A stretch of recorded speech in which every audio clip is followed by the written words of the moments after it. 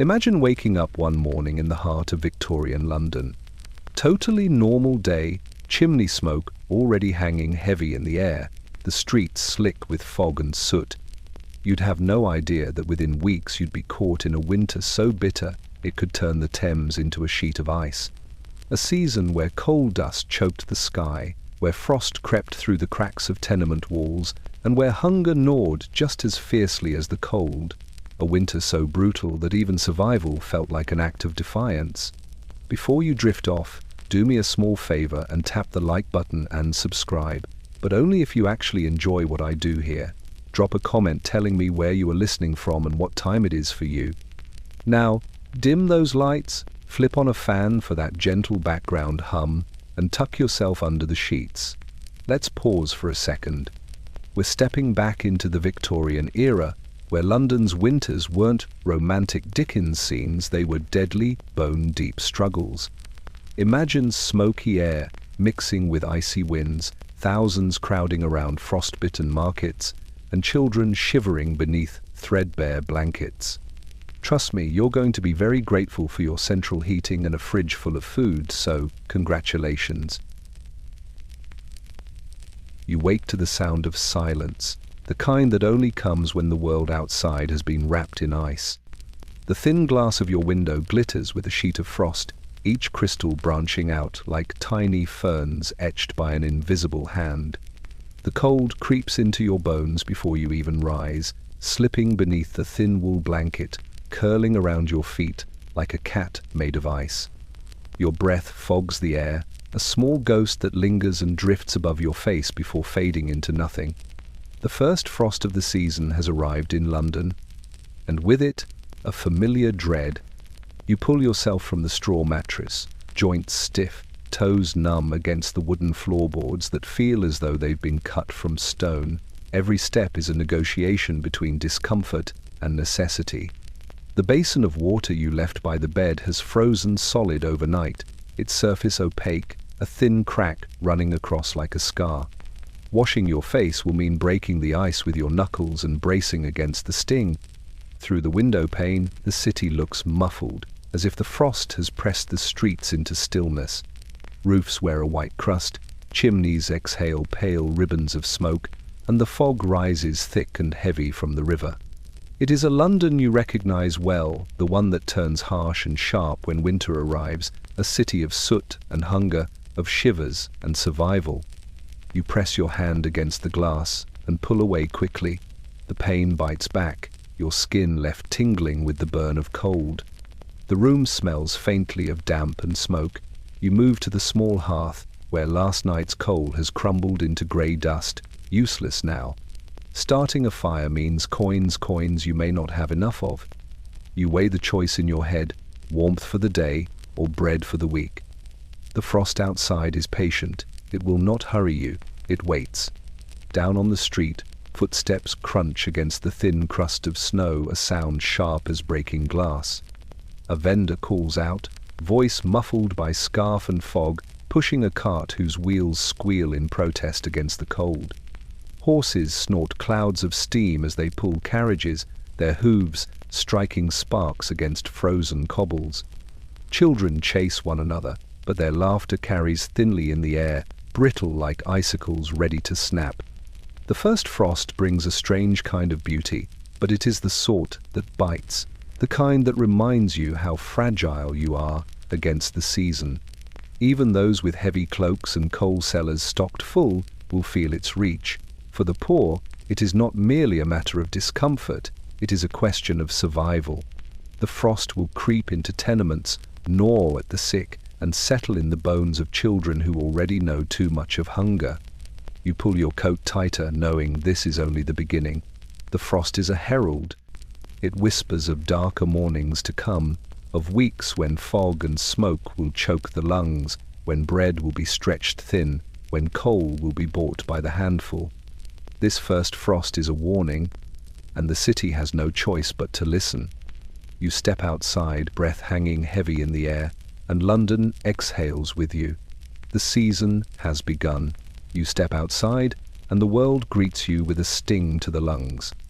The first inhale is sharp, not from the freshness of winter, but from the coal smoke that clings thick in the air. It drifts down from chimneys in greasy ribbons, mingling with the frozen fog until the whole street feels like a furnace turned inside out. You cough, breath puffing into the haze, and your ghost of vapor is swallowed whole by the heavier smoke of the city. Coal is life here, and coal is death.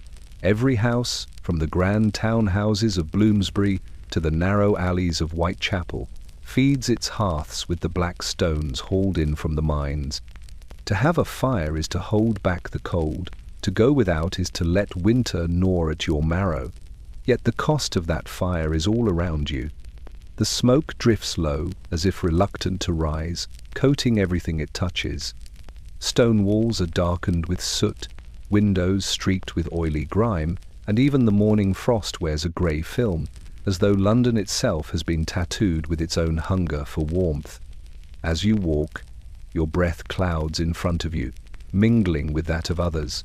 A woman pulls her shawl tight around her face, eyes watering from the sting.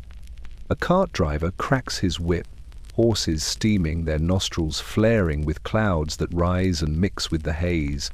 Every soul on the street moves in a fog of their own making, the collective exhalations of thousands forming an invisible tide.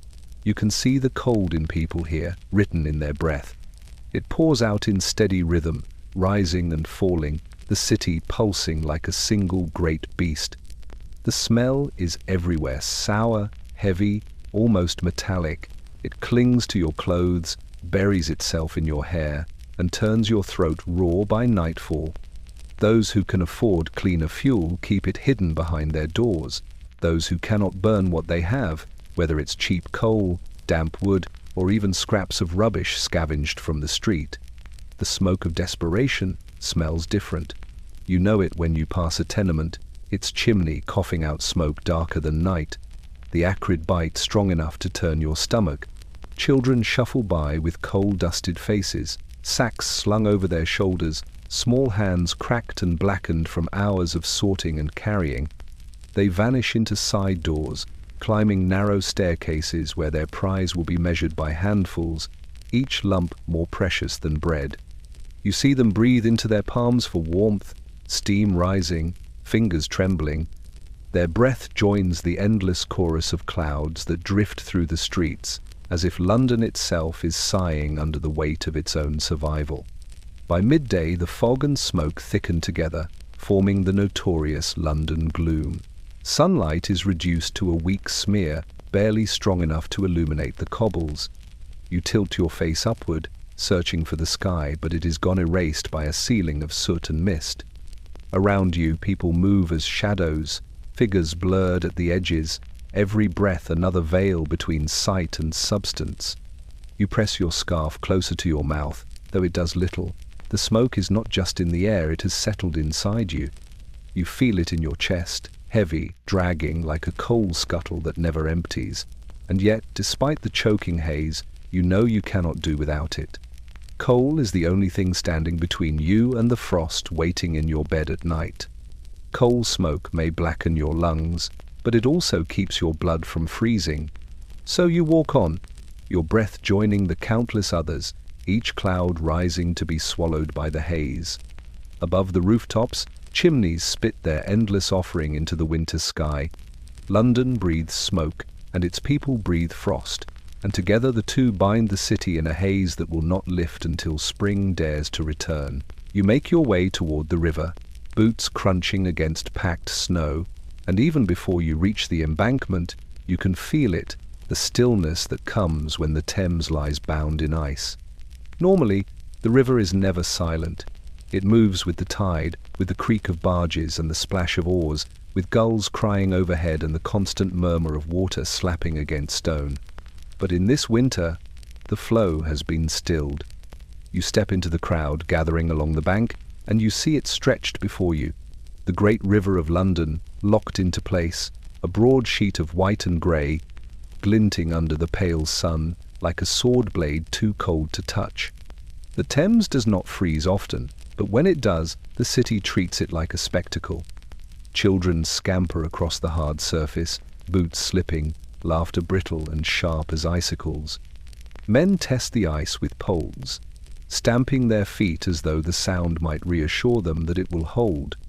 Even whole carts are driven tentatively across, horses steaming in the cold as their hooves strike sparks against the frozen crust.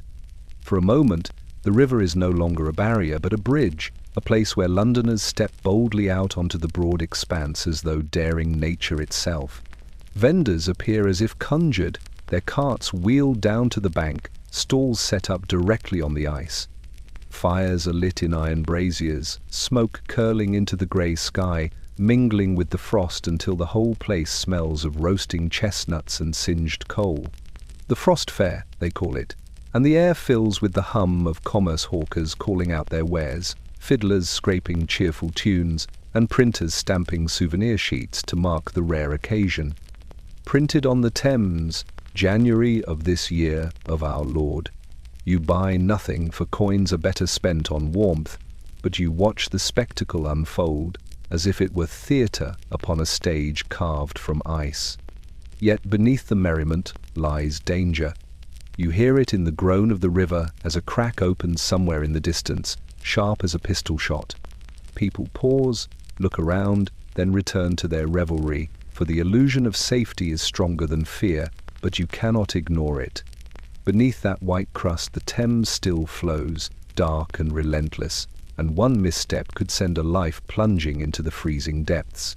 Already you hear whispers of a boy who slipped near Blackfriars, of a woman pulled under near Southwark Bridge, her cries vanishing before help could come. The ice may hold today, but it will not hold forever. You tread carefully, boots sliding, and crouch to touch the surface.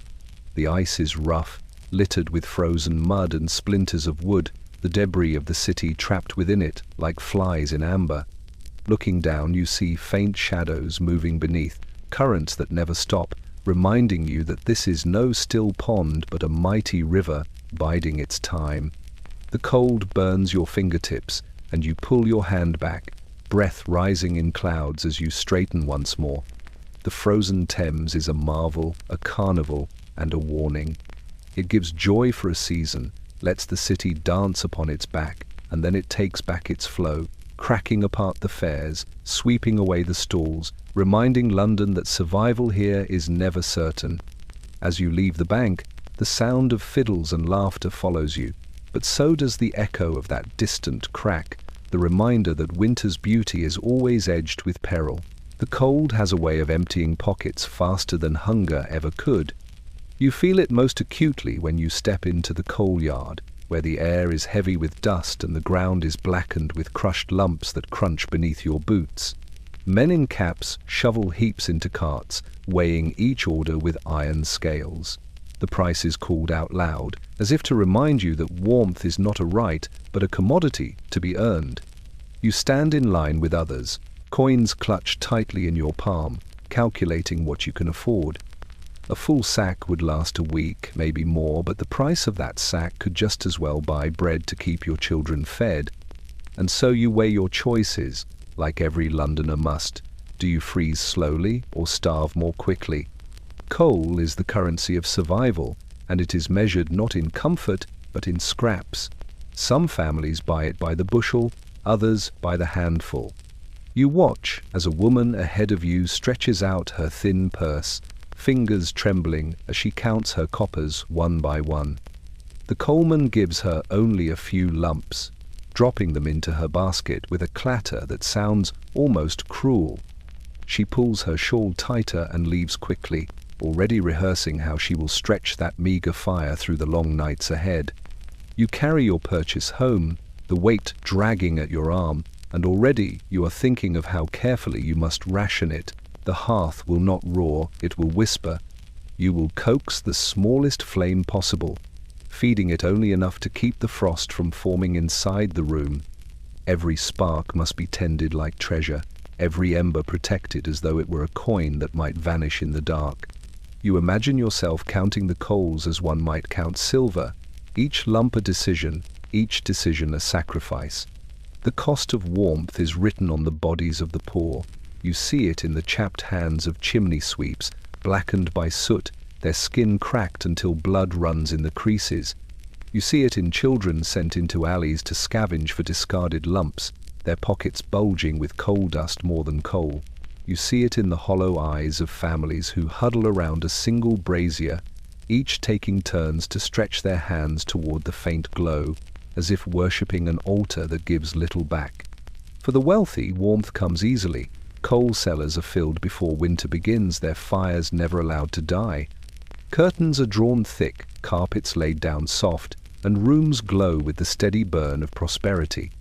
Outside, though, the poor tramp through the snow, their breath puffing in desperate clouds, envying the smoke that curls merrily from the chimneys of houses they will never enter. Warmth, in London, is not distributed by the season, but by class. That night, you crouch before your own hearth, coaxing the small fire to life. The flame flickers weakly, licking at the black stone, unwilling to give more than a little. You stretch your hands toward it anyway, palms tingling with the fragile heat. Behind you, the room remains cold. Your breath still fogs in the air. The fire is not enough, but it is all you have. You sit close, guarding it like a secret, watching as each lump disappears into ash. The cost of warmth is not counted only in coins, it is counted in choices, in hunger, in sleepless nights when the fire dies too soon.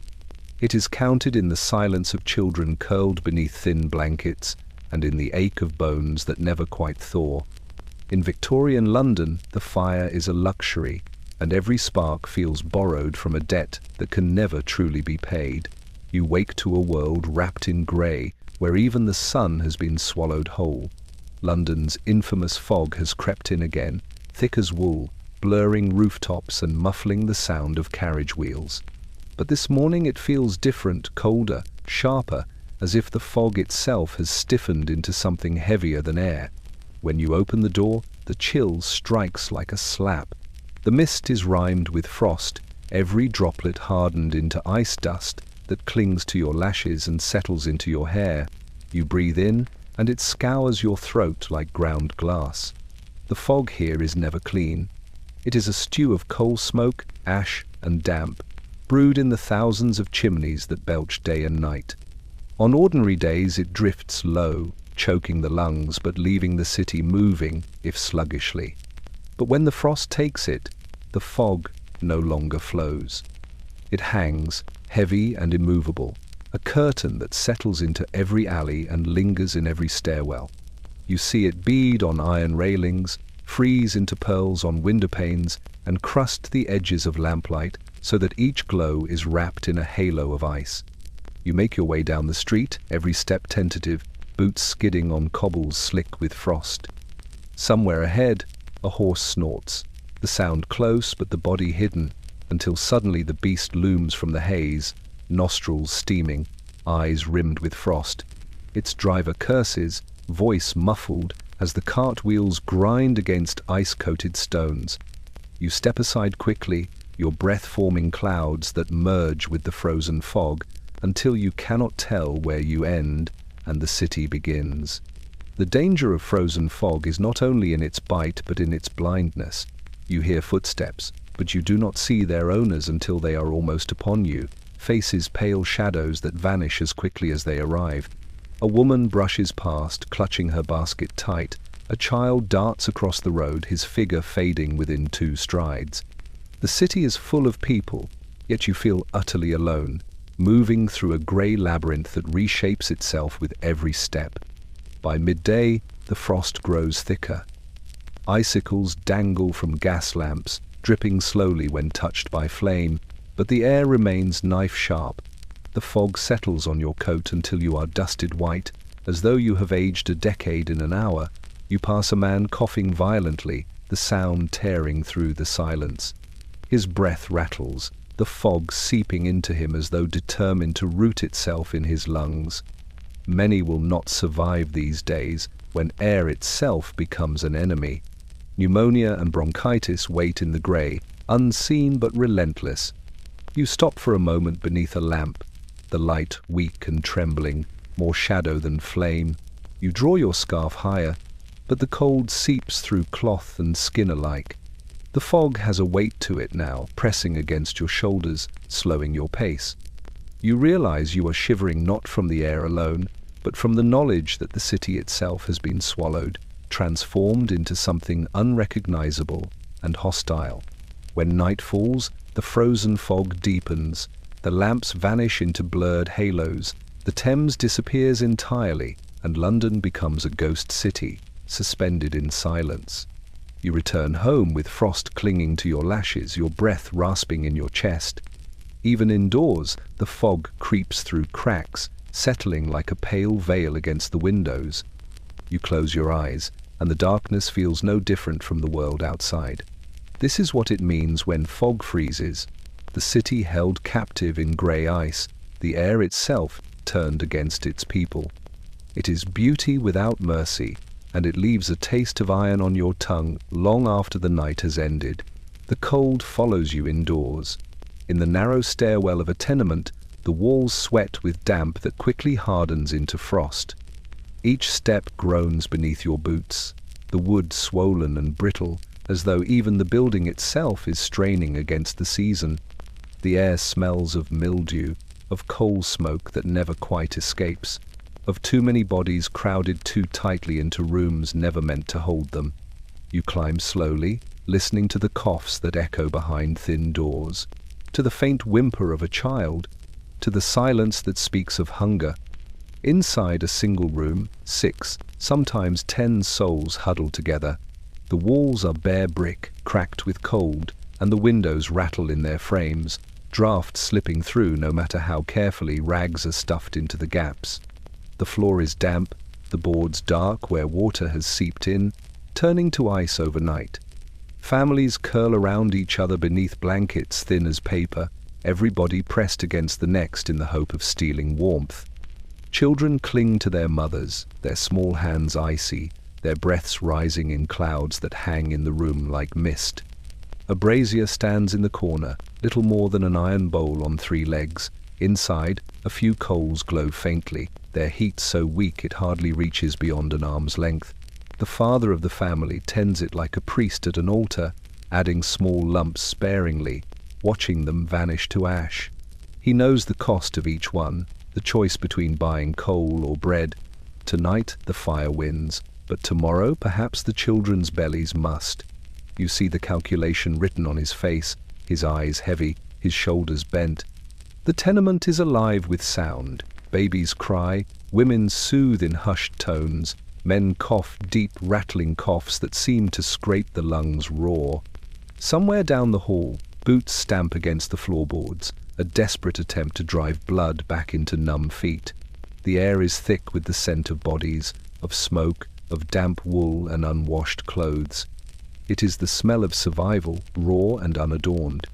And still the cold prevails. Breath hangs in the air, frost creeps along the inside of the window pane, and even sleep brings no escape. Blankets stiffen in the night, frozen at the edges where condensation has settled. In the darkest hours, you can hear teeth chattering, the sound faint but constant, a music of misery. Some pray. Others simply endure, eyes fixed on the dying glow of the brazier, counting the hours until morning. Yet in this hardship, there is also closeness. Families pressed together share what little warmth they have. A mother hums softly, her voice trembling but steady enough to calm a child. A neighbor knocks quietly, offering a crust of bread, a handful of coal, a kindness in the bleakness. In the tenements, suffering is communal, but so too is resilience. Still, as you step back into the stairwell, the shivers follow you. You know that for many in these rooms, the winter will leave scars not just in their lungs or on their skin, but in the memory of nights spent shivering, listening to the silence grow heavier as the fire burned out too soon. Morning comes with hunger. The frost on your window glitters faintly in the half-light, but your stomach twists harder than the cold bites your skin. Today, you join the others in the street, making your way to the bakery where bread is rationed, the snow crunching beneath your boots with every step. The air is sharp, cutting your cheeks raw, and yet the street is already alive with people, men, women, children, lined up in silence, each breath rising as a ghost into the frozen air. The line stretches long, disappearing into the grey distance. Everyone shifts their weight from one foot to the other, stamping against the snow to keep blood moving through numb toes. Scarves are pulled tight, shawls wrapped high, but the cold finds its way in all the same. A woman cradles her infant close to her chest, the baby's face hidden beneath layers of cloth, tiny cries muffled by the fabric. A boy no older than 7 cups his hands, blowing into them, his fingers purple at the tips. He clutches a coin in his fist, unwilling to let it go for fear that even a penny might vanish into the snow. The bakery door remains shut, but the smell of bread drifts faintly through its seams, a torment as much as a promise. The yeasty warmth rides the icy air, and for a moment the crowd inhales together, as if feeding on the scent alone. The man ahead of you mutters a prayer under his breath. The woman behind you coughs, a deep rattle that turns heads but earns no words. Everyone has grown used to the sound. Sickness is as common as hunger here. At last, the door creaks open, and the line stirs. One by one, people shuffle forward, their boots dragging across the slush. Inside, the baker's face is stern, his flour-dusted hands measuring loaves with mechanical precision. There is no softness in his eyes. Each loaf is counted, each coin weighed, for there are too many mouths and not enough bread. Those with money receive their share, those with less stretch out their hands for whatever scraps can be spared. You watch as a man argues at the counter, his voice rising in desperation. His children cling to his legs, their cheeks hollow, their eyes wide. The baker shakes his head, pointing to the coins in the man's hand. Not enough. The argument fades into silence, broken only by the man's sigh as he turns away, carrying a smaller loaf than he had hoped. The children do not complain, they only look up at him, their breath fogging in the cold, waiting to be led home. When your turn comes, you step forward, placing your coins on the counter. The loaf handed to you is still warm, its crust crackling faintly as you clutch it tight against your chest. The heat seeps into your fingers, a fleeting blessing, and you almost weep at the simple miracle of it. Behind you, the line continues, faces pale and drawn, each waiting for their moment, each hoping there will be enough before the loaves run out. You step back into the snow, clutching your bread like treasure. Around you, the city exhales clouds of frost, the sound of hunger muffled beneath the crunch of boots and the hiss of wind.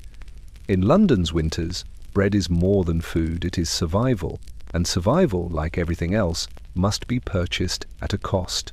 The streets belong to them, in winter the smallest, the most fragile, the forgotten. Street children drift like shadows through London's alleys, their bare feet blackened from soot, their toes raw from frost. They huddle beneath bridges, curl against doorways, press themselves into the gaps where buildings lean close enough to block the wind. Their coats are patchwork rags, their scarves made from whatever cloth could be scavenged. You see them crouched around gutter fires, their faces glowing orange in the flicker, their eyes hollow but alert, as if watching for a chance scrap to fall their way. The snow does not spare them. It bites at their ankles, stiffens their thin sleeves, and crusts their hair in white. When they run, their laughter is brittle, cracked at the edges, more defiance than joy. You hear them in the early hours, chasing one another across the cobbles, the sound echoing strange and sharp in the frozen air. But the play never lasts long. Hunger presses too quickly, and soon they scatter to search some rifling bins, others slipping into crowded markets where watchful eyes might be tricked by small, nimble hands.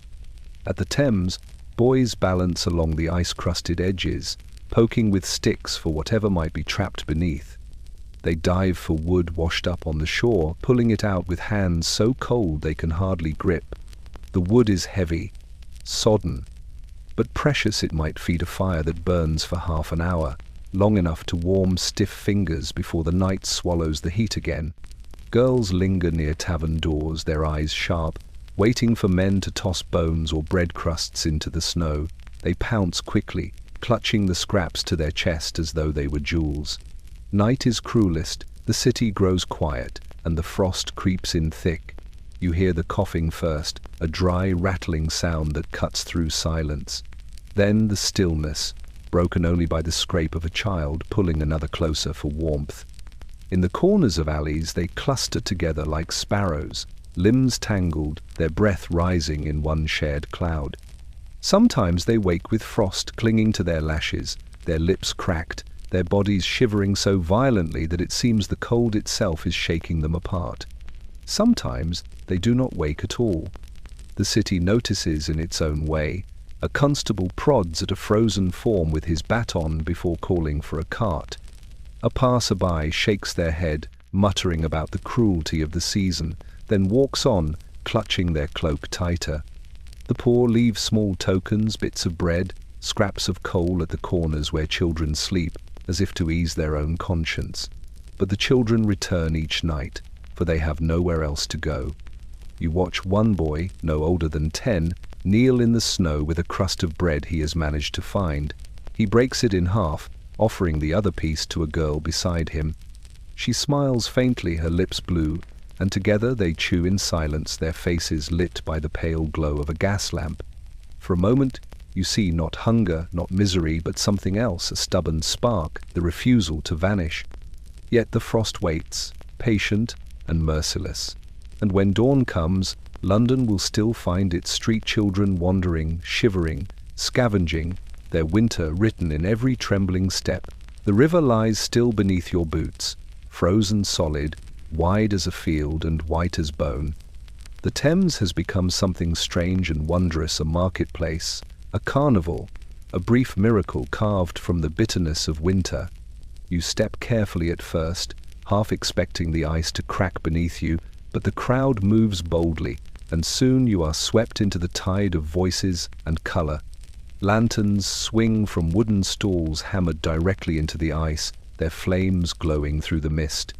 They paint the frozen fog in gold, turning the river into a corridor of light that stretches from bank to bank.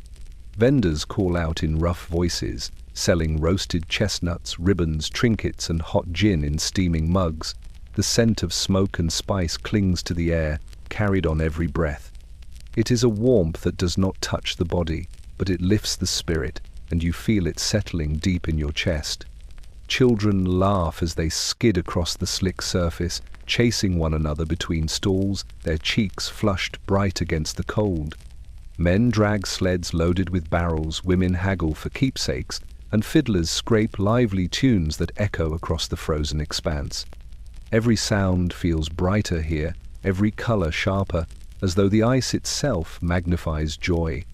For a moment, London forgets its hunger and its soot-stained sorrow. On the river, winter becomes a celebration. You pass a printer's tent, where men in ink-stained aprons set their presses directly on the ice. Sheets are sold hot from the block, bold letters declaring, "Printed on the Thames, year of frost." You watch as one is handed to a boy, who clutches it like a relic, eyes wide as though holding proof that he had walked upon the frozen river itself. The presses thump steadily, their rhythm joining the music, the voices, the laughter, until the whole fair seems to beat with a single pulse. And yet, beneath the glow, danger stirs. You hear it in the faint groan of ice as a cart lumbers past, the weight-pressing cracks that whisper beneath the noise. A child slips, scraping his knee, and the crowd erupts into nervous laughter that dies too quickly. Everyone knows the river is only borrowed. The ice is not permanent. Beneath this glittering surface, the Thames still flows, waiting for its moment to break free. Still, the glow is undeniable. Fires blaze in iron braziers, their light reflecting off the frost until the fair shimmers like a dream. Couples stroll hand in hand, faces lit by flickering lanterns. Sailors sing shanties while tossing coins for ale. The poor slip among the wealthy, hands darting quick, taking what they can in the confusion.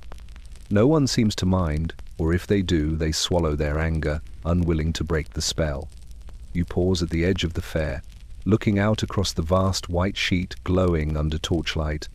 It feels unreal, as though you are walking inside a painting, each breath a brushstroke, each laugh a dab of color against the winter gray. You know it cannot last. The thaw will come, the ice will shatter, the river will swallow the fair whole. But tonight, for a brief moment, London shines. The frost fair glow lingers in your eyes as you turn to leave, your breath curling into the night. It is a light born of cold and desperation, but also of resilience, and it burns brightly against the long, brutal winter. The workhouse looms like a fortress against the pale winter sky, its windows barred, its walls darkened by soot and frost. You push open the heavy doors, and the first thing that greets you is the cold, not the biting rush of the streets, but a deeper chill that clings to the stones themselves. Inside, warmth is rationed as strictly as food. The fire in the great hall smoulders low, guarded by officials who dole out coal as if it were gold. You draw your coat tighter, but it does little. The cold has already wormed its way beneath the fabric, settling into your bones. Men and women shuffle down the corridors, their footsteps echoing on the flagstones. Their breath clouds faintly in the air, proof that even indoors the frost holds dominion. They wear uniforms of coarse wool, stiff with damp, each garment identical, designed not for comfort, but for order. Faces are pale, noses red, hands chapped and cracked from labor. The sound of coughing follows you from room to room, a steady accompaniment to the scrape of brooms, the clang of buckets, the endless shuffle of tired feet. The day begins with labor. Men are set to breaking stones, their hammers striking rhythmically, each blow sending shards flying into the frozen air. Women sew in long rows, fingers stiff as they force needles through fabric, the thread biting into their raw skin. Children pick oakum, tugging at coarse fibers until their hands blister. No task is spared by the cold. Tools freeze to touch, needles slip through numb fingers, and every movement is slowed by the weight of winter pressing down. Meals are taken in silence, bowls of thin gruel steaming faintly before cooling to sludge in the chill. You cradle the bowl between your palms, letting the heat seep into your skin, even if the food does little to fill you. The bread is hard, the broth weak, but you swallow gratefully, knowing there will be nothing more until the next bell. Around you, rows of faces bend over their bowls, eyes fixed downward, shoulders hunched. Hunger hangs as heavy as the cold. Night brings no relief. In the dormitories, bodies lie packed together beneath thin blankets, the straw mattresses damp with frost. The air is rank with the smell of too many people, of wool and sweat and sickness. The windows rattle in their frames, letting in slivers of icy air that settle across the floor like fog. You curl into yourself, listening to the wheeze of the man beside you, the soft whimper of a child somewhere in the dark. Sleep comes fitfully, broken by shivers that rack the body until dawn. The chill in the workhouse is not just of air and stone, it is in the rules written on the walls, in the clipped voices of the overseers, in the knowledge that warmth is withheld as discipline. To be here is to endure not only poverty but punishment, as if suffering itself were a lesson to be learned. And so the cold becomes more than weather. It becomes a presence, patient and unyielding, pressing on every chest, stiffening every limb, reminding each soul that in Victorian London, survival must be earned even in the very places meant to preserve life. You step through the heavy wooden doors, expecting warmth, but the cold follows you in. The church is vast, its stone walls rising like cliffs, its aisles echoing with silence. The air inside is still and colder than the street outside, as if the stones themselves have stored centuries of winter and now release it slowly, seeping into your bones. The scent of old incense lingers faintly, but beneath it lies the sharper smell of damp stone and wet wool. You breathe, and your breath unfurls into the dimness like smoke from a snuffed candle. The floor is icy underfoot, the flagstones slick with frost where draughts sneak through cracks in the walls.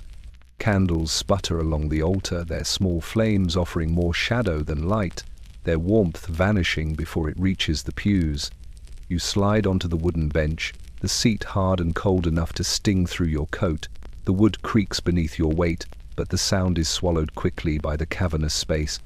Above, the vaulted ceiling disappears into gloom, arches fading into darkness where the fog of your breath lingers like a low cloud. Around you, parishioners gather slowly, each wrapped in shawls and mufflers, their hands clasped not only in prayer but in the desperate need to keep warm.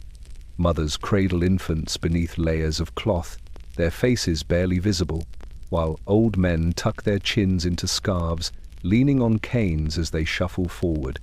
The cough of the sick is muted here, though it cannot be hidden.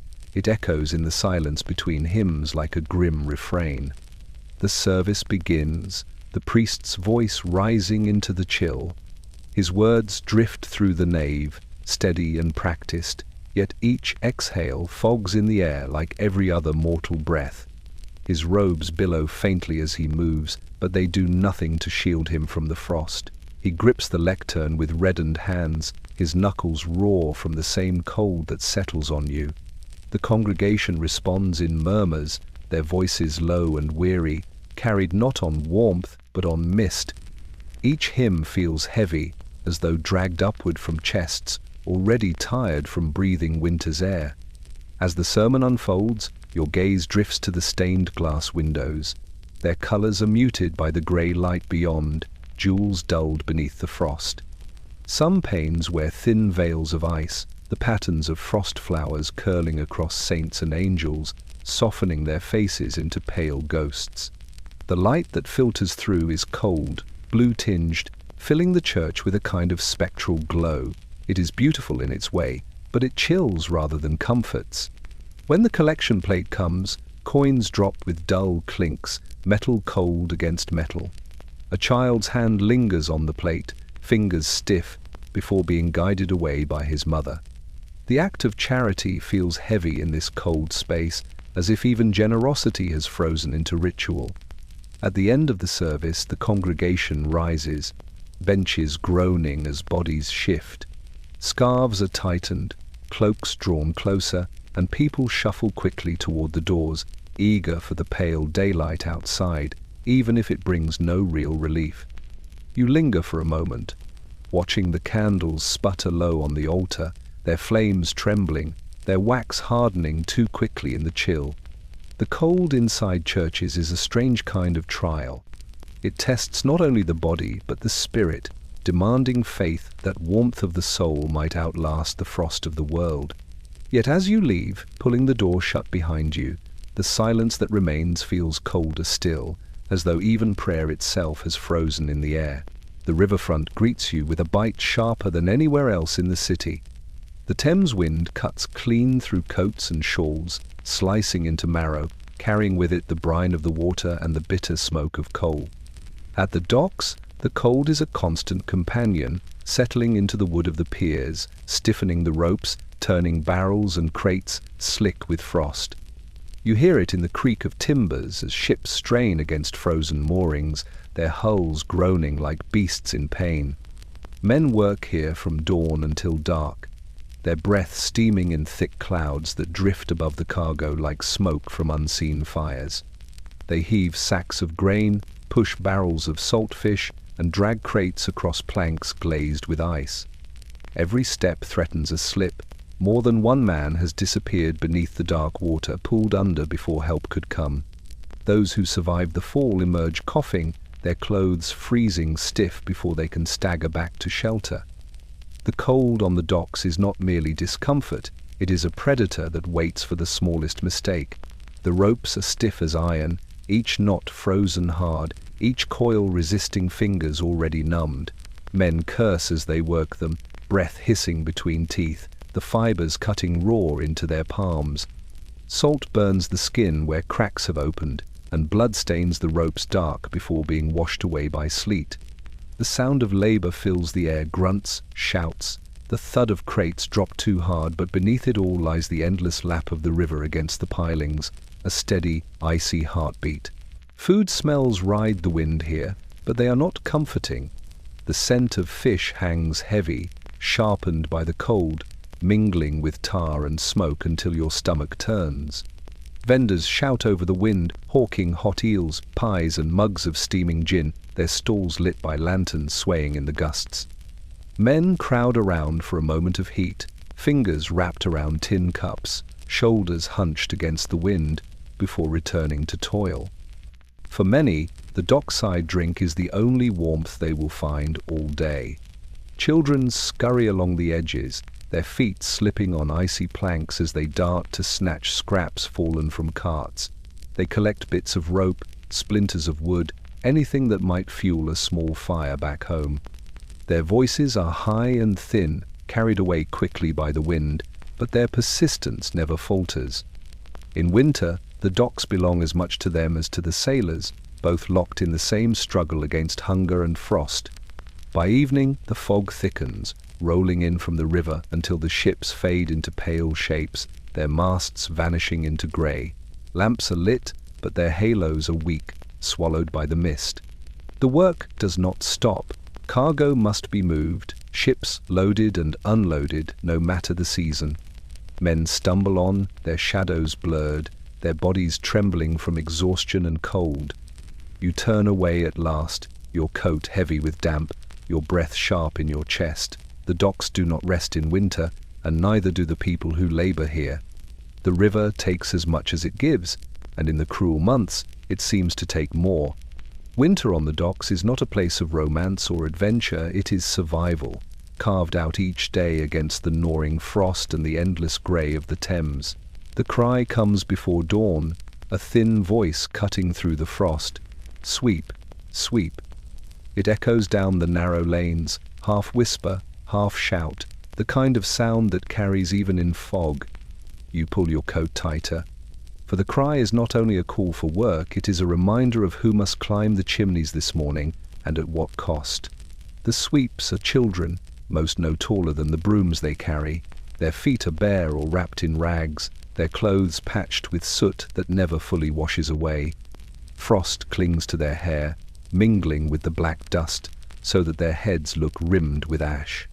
They shiver in doorways, waiting for a housemaid or master to beckon them inside, their hands rubbed together for warmth, breath rising in white streams.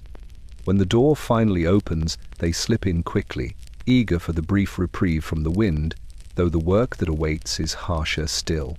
Inside, the chimneys are cold, their bricks damp with frost. The boy or girl must strip down to the barest rags, tie a cloth across mouth and nose, and wriggle upward into the narrow throat of brick. The flue is tight, so tight that knees and elbows scrape raw against the walls. The cold soon gives way to choking blackness, soot filling mouth and eyes, cutting into skin until tears carve lines through the grime. They push upward with hands and feet, inch by inch, the brush tied to their backs, dragging behind, scouring the soot from above. From below, you hear the coughs, the muffled cries as the child twists and struggles. Sometimes the flue is too tight. Sometimes they wedge themselves so firmly that the master must yank them back down with ropes, leaving scratches and bruises. And sometimes the chimney does not release them at all. The city has stories of sweeps lost to the dark, their bodies trapped until the bricks were broken to free them. The thought lingers every time you hear the cry in the street. When they emerge, it is not relief but exhaustion. Their faces are black with soot, their eyes bloodshot, their lips cracked and bleeding. They cough hard, bringing up phlegm darkened with ash, their small bodies trembling with cold. A few coins are pressed into their hands, meager pay for a morning's labor. They slip the money quickly into their pockets, for it must stretch to bread or coal before the day is done. Then they shuffle back into the grey streets, calling again into the fog. Sweep, sweep. The cry follows you long after the children are gone. It lingers in alleys, drifts over rooftops, and carries through the heavy air like a ghost. In winter, it is sharper, more desperate, cutting through the silence of frost-bound mornings. It is not merely a call for work, it is the sound of survival, the voice of London's youngest labourers battling against hunger and cold, their lives measured in soot and coin. The cry of the chimney sweep is not only heard, it is felt in the rasp of their cough, in the hollow of their eyes, in the way their small figures vanish into fog before dawn is fully broken. And you know it will sound again tomorrow and the day after, as long as winter holds the city in its grip. The sound reaches you before the sight, the steady clop of hooves muffled by snow, a rhythm softened into a dull thud. The streets of London in winter are alive with this music, horses pulling carriages through slush and ice, their breath steaming into the grey air.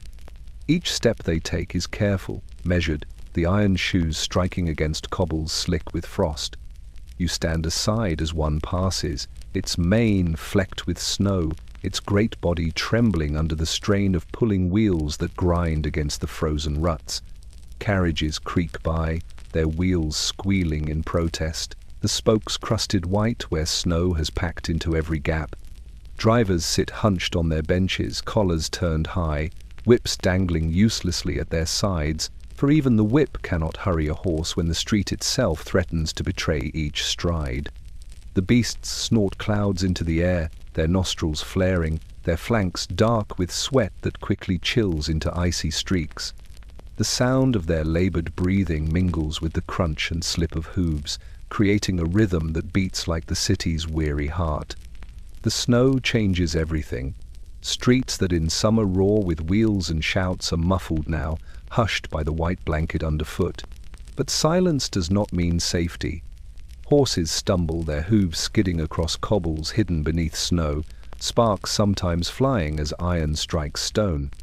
You see one rear suddenly, eyes wide, nearly toppling its cart before the driver reins it back, cursing into the cold. The crowd parts quickly, yet no one cries out. Accidents are too common to stir surprise. Children watch from the sides, their eyes wide as horses pass, marveling at the steam that rolls from their bodies. Some dart forward, risking the slick ground to snatch at a fallen clump of hay, or to press a hand briefly against a warm flank before being shooed away.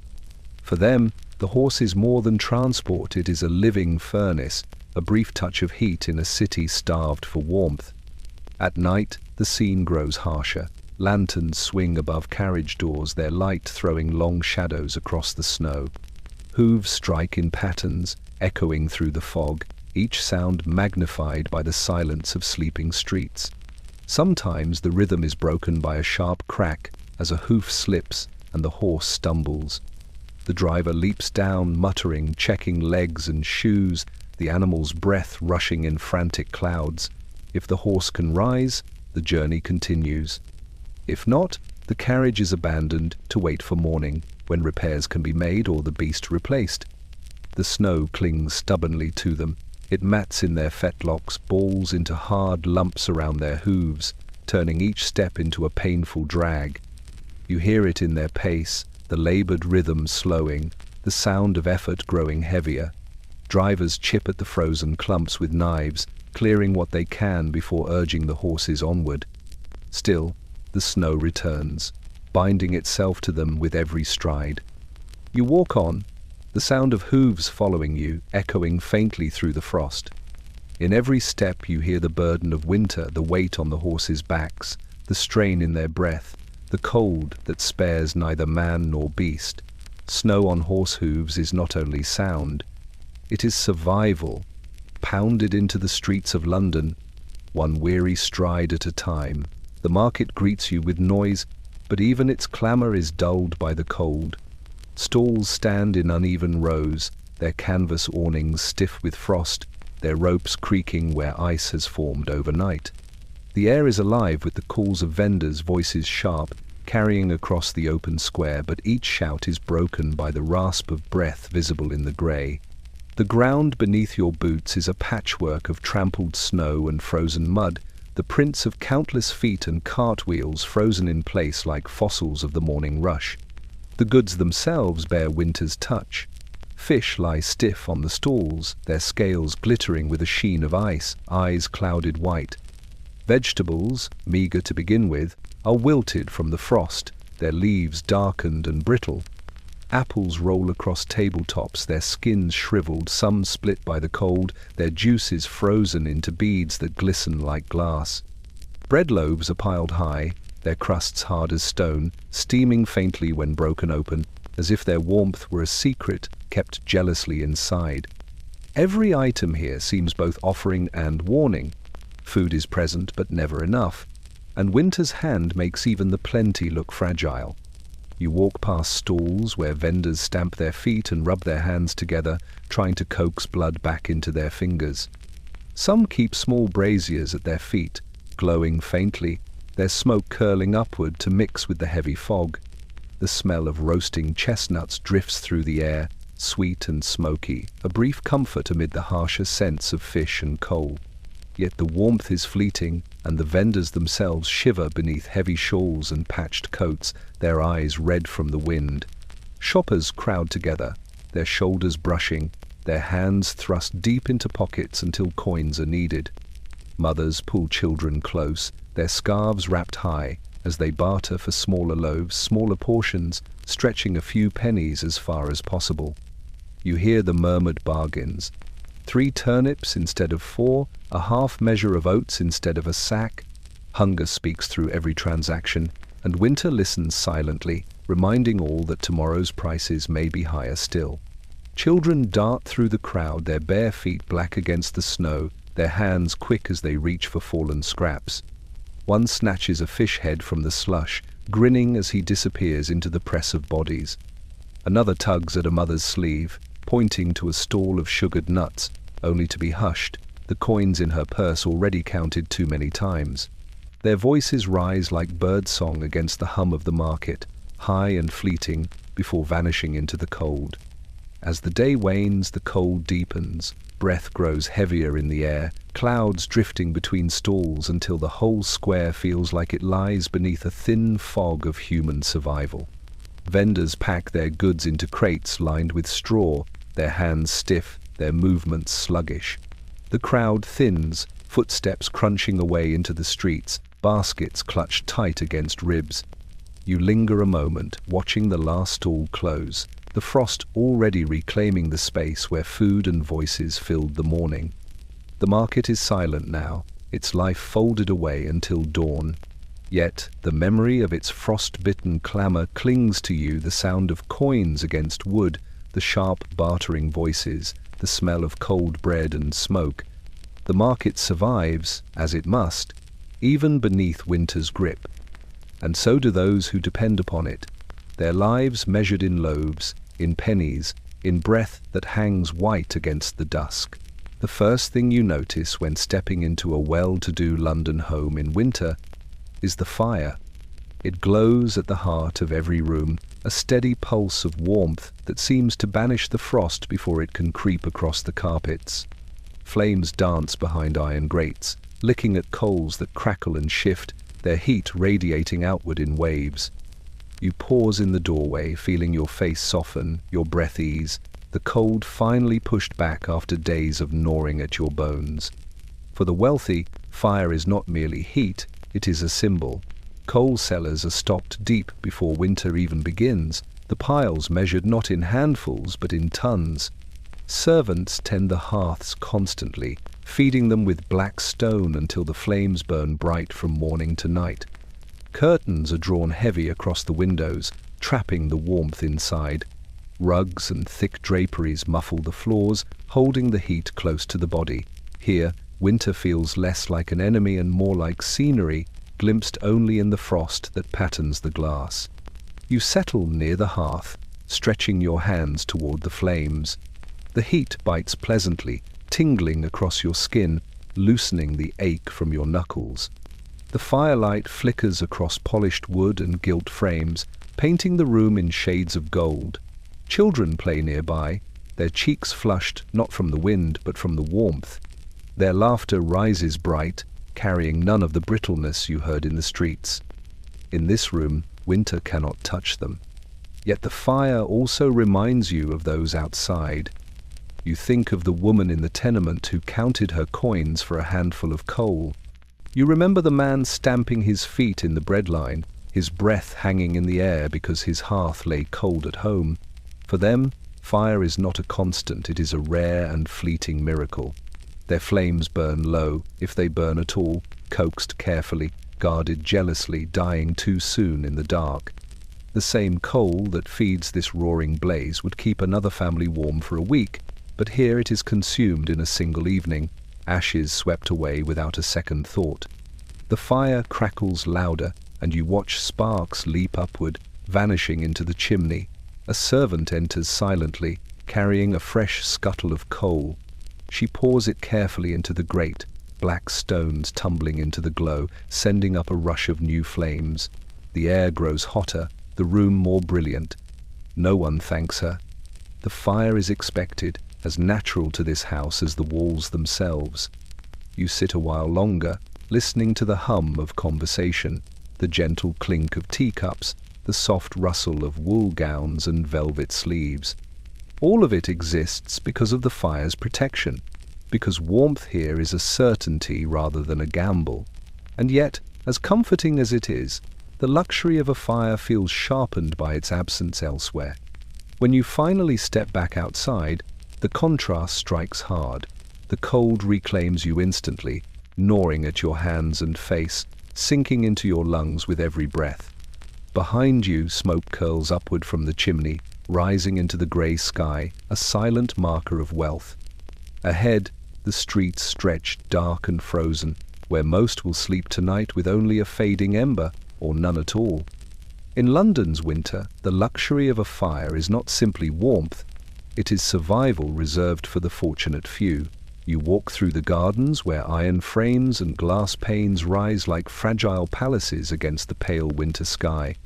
The great glass houses of London, proud structures meant to shelter delicate plants from distant lands, now shimmer beneath a coat of frost.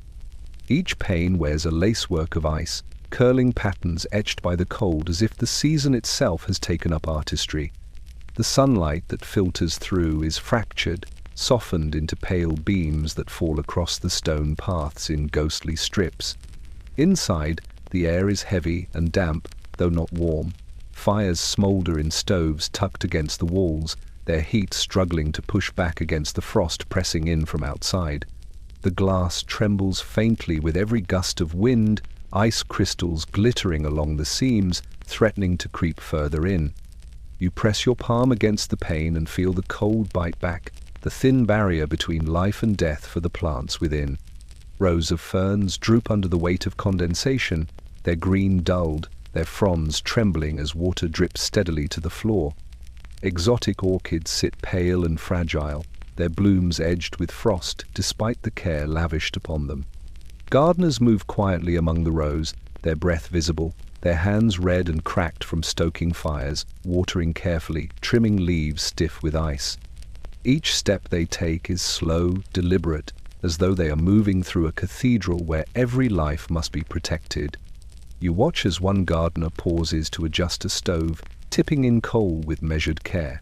The fire flares briefly, light glinting across the glass, before settling again into a dull glow. It is a losing battle. The frost always presses harder, curling its fingers down the panes, slipping beneath the frames, eager to claim the tender shoots within. You can almost hear it, an icy crackle that runs along the glass as the cold asserts itself. The glass houses are not empty of people, though. Visitors come to marvel even in winter, their boots squeaking on the damp stone as they stroll past palms and citrus trees. They lean close to the glass, exhaling fog that joins the frost already there, their gloved fingers tracing the ice patterns while remarking on the strangeness of seeing green in a season of grey. Their laughter rings thin, their cheeks pink from the cold, their joy tempered by the chill that seeps through the very air. Outside, the contrast is starker still. The frost thickens over the glass until the structures gleam white in the fading light, their roofs glittering like frozen seas. Birds perch on the frames, feathers puffed against the cold, their claws leaving small prints in the frost before they dart away. The glass houses look less like shelters for life and more like monuments, crystals growing out of the earth, fragile and beautiful but burdened with the weight of winter. You linger for a moment, watching the frost creep, your breath clouding in the air. The glass houses endure, as do the plants within, but both stand on the edge of survival. In the heart of winter, Even beauty must fight to live, and the frost reminds you that no pane of glass, no coal fire, no human hand can ever fully keep the season out. It begins quietly, almost unnoticed. A few pale flakes drift from the grey sky, carried sideways on the wind, vanishing as they touch the wet cobbles. But then the air thickens, and more fall, until the street itself seems swallowed in white. You lift your face, and the snow settles gently on your lashes, soft and fleeting, a touch that melts before you can truly feel it. Soon the flakes grow larger, spinning slowly as they descend, covering rooftops, chimneys, and lampposts in a fragile veil. The city changes as the snow deepens. Sounds that once clattered now soften. The rattle of carriage wheels is dulled to a muffled hum, the clop of hooves reduced to a padded thud. Even voices fall quieter, as if the snow demands a kind of reverence. You hear only the crunch of your own boots as you walk, a steady rhythm swallowed by the endless hush. London, so often roaring with smoke and shouts, becomes still, a place where every movement feels deliberate. Children are the first to break the silence. Their laughter rings out as they chase each other through drifts, rolling balls of snow, their cheeks glowing red. They leave trails of footprints and handprints across the whiteness, patterns that vanish within an hour as the snowfall thickens again. Street vendors pause to watch them, their cries of wares fading into chuckles, their baskets of chestnuts momentarily forgotten. Even the sternest faces seem softened by the sight, though the cold gnaws at them all the same. The snow settles on the markets, on the rows of bread and fish, until vendors brush it away with numb fingers. It coats the backs of horses, turning them into pale beasts that shake their heads impatiently, sending clouds of white cascading into the air. Smoke from chimneys drifts upward, heavy and slow, only to be swallowed quickly by the curtain of falling snow. The city seems caught in a strange balance, alive with movement, yet wrapped in quietude. You step into an alley where the snow falls untouched, a narrow world of grey brick softened into silver. The silence here is complete. Your breath fogs the air, and the sound of it seems louder than the world around you. You can hear the flakes landing, a faint whispering patter, 1,000 tiny sounds merging into stillness. For a moment, it feels as though you are the only soul alive, the city erased and rebuilt in white. As dusk falls, the snow reflects the dim light of lamps, glowing softly as though the ground itself has been lit from within. The silence deepens further, broken only by the occasional call of a night watchman or the bark of a distant dog. You watch as windows begin to glow warmly behind curtains, each house a small beacon against the whiteness outside. But the streets remain hushed, muffled beneath the snow, as if London itself has drawn in a long breath and forgotten to let it go. The silence of snowfall is unlike any other silence. It does not empty the world, but fills it with stillness, with softness, with the weight of the season pressing down gently but firmly. You walk home in it, your footsteps erased almost as soon as they are made, until you begin to wonder if you were ever truly there at all. The iron gates groan as you push them open, the sound swallowed quickly by the biting wind. Before you stands the asylum, a vast block of stone darkened by soot, its windows narrow and barred, its roof rimmed with icicles that hang like teeth. The snow has gathered in drifts along the walls, but inside, the cold seeps deeper still, pressing into the very marrow of those confined within. The corridors echo with footsteps, but not warmth. The air is damp, carrying the sharp tang of lime wash and the faint odor of sickness. Frost creeps across the corners of windows where glass does little to stop the winter air. Drafts whistle through cracks in the stone, trailing down stairwells like unseen hands. Every breath fogs the air, turning the wards into a haze of sighs and shivers. Patients shuffle in heavy gowns too thin for the season, their bare feet numb against the stone floors. You pass a ward where men sit hunched on benches, their shoulders pressed together for warmth. Some rock slowly, muttering into the chill, their words lost in clouds of white breath. Others stare blankly at the frost that has crept over the walls, as if the ice itself were speaking to them. A cough rips through the silence, deep and rattling, followed by the sound of a body shivering too hard to stay still. The attendants move briskly among them, their coats buttoned tight, their hands red from the cold, offering thin blankets as if paper could fend off frost. In another wing, women lie on cots arranged in rows, the thin bedding stiff with damp. A few hum faintly, their voices trembling, melodies broken by the cold in their throats. Children, those too young or abandoned to other care, cling together at the far end, their eyes wide, their fingers intertwined, their lips blue with chill. The fire at the end of the hall smoulders weakly, its glow reaching only those closest to it. The rest of the ward lies in shadow, where the cold settles thickest, heavy and merciless. At night, the asylum is quieter still. The snow outside deadens every sound, but inside, the silence is broken by moans, by coughs, by the scrape of restless hands against the iron frames of beds. Frost forms on the inside of the windows, delicate flowers of ice blooming where even candlelight cannot melt them. Some patients trace the patterns with trembling fingers, whispering to themselves as though the frost carried hidden messages. The attendants wrap their coats tighter, stamping their feet as they pace the halls, but even they cannot escape the gnawing cold. The chill in the asylum is not merely a matter of air and stone.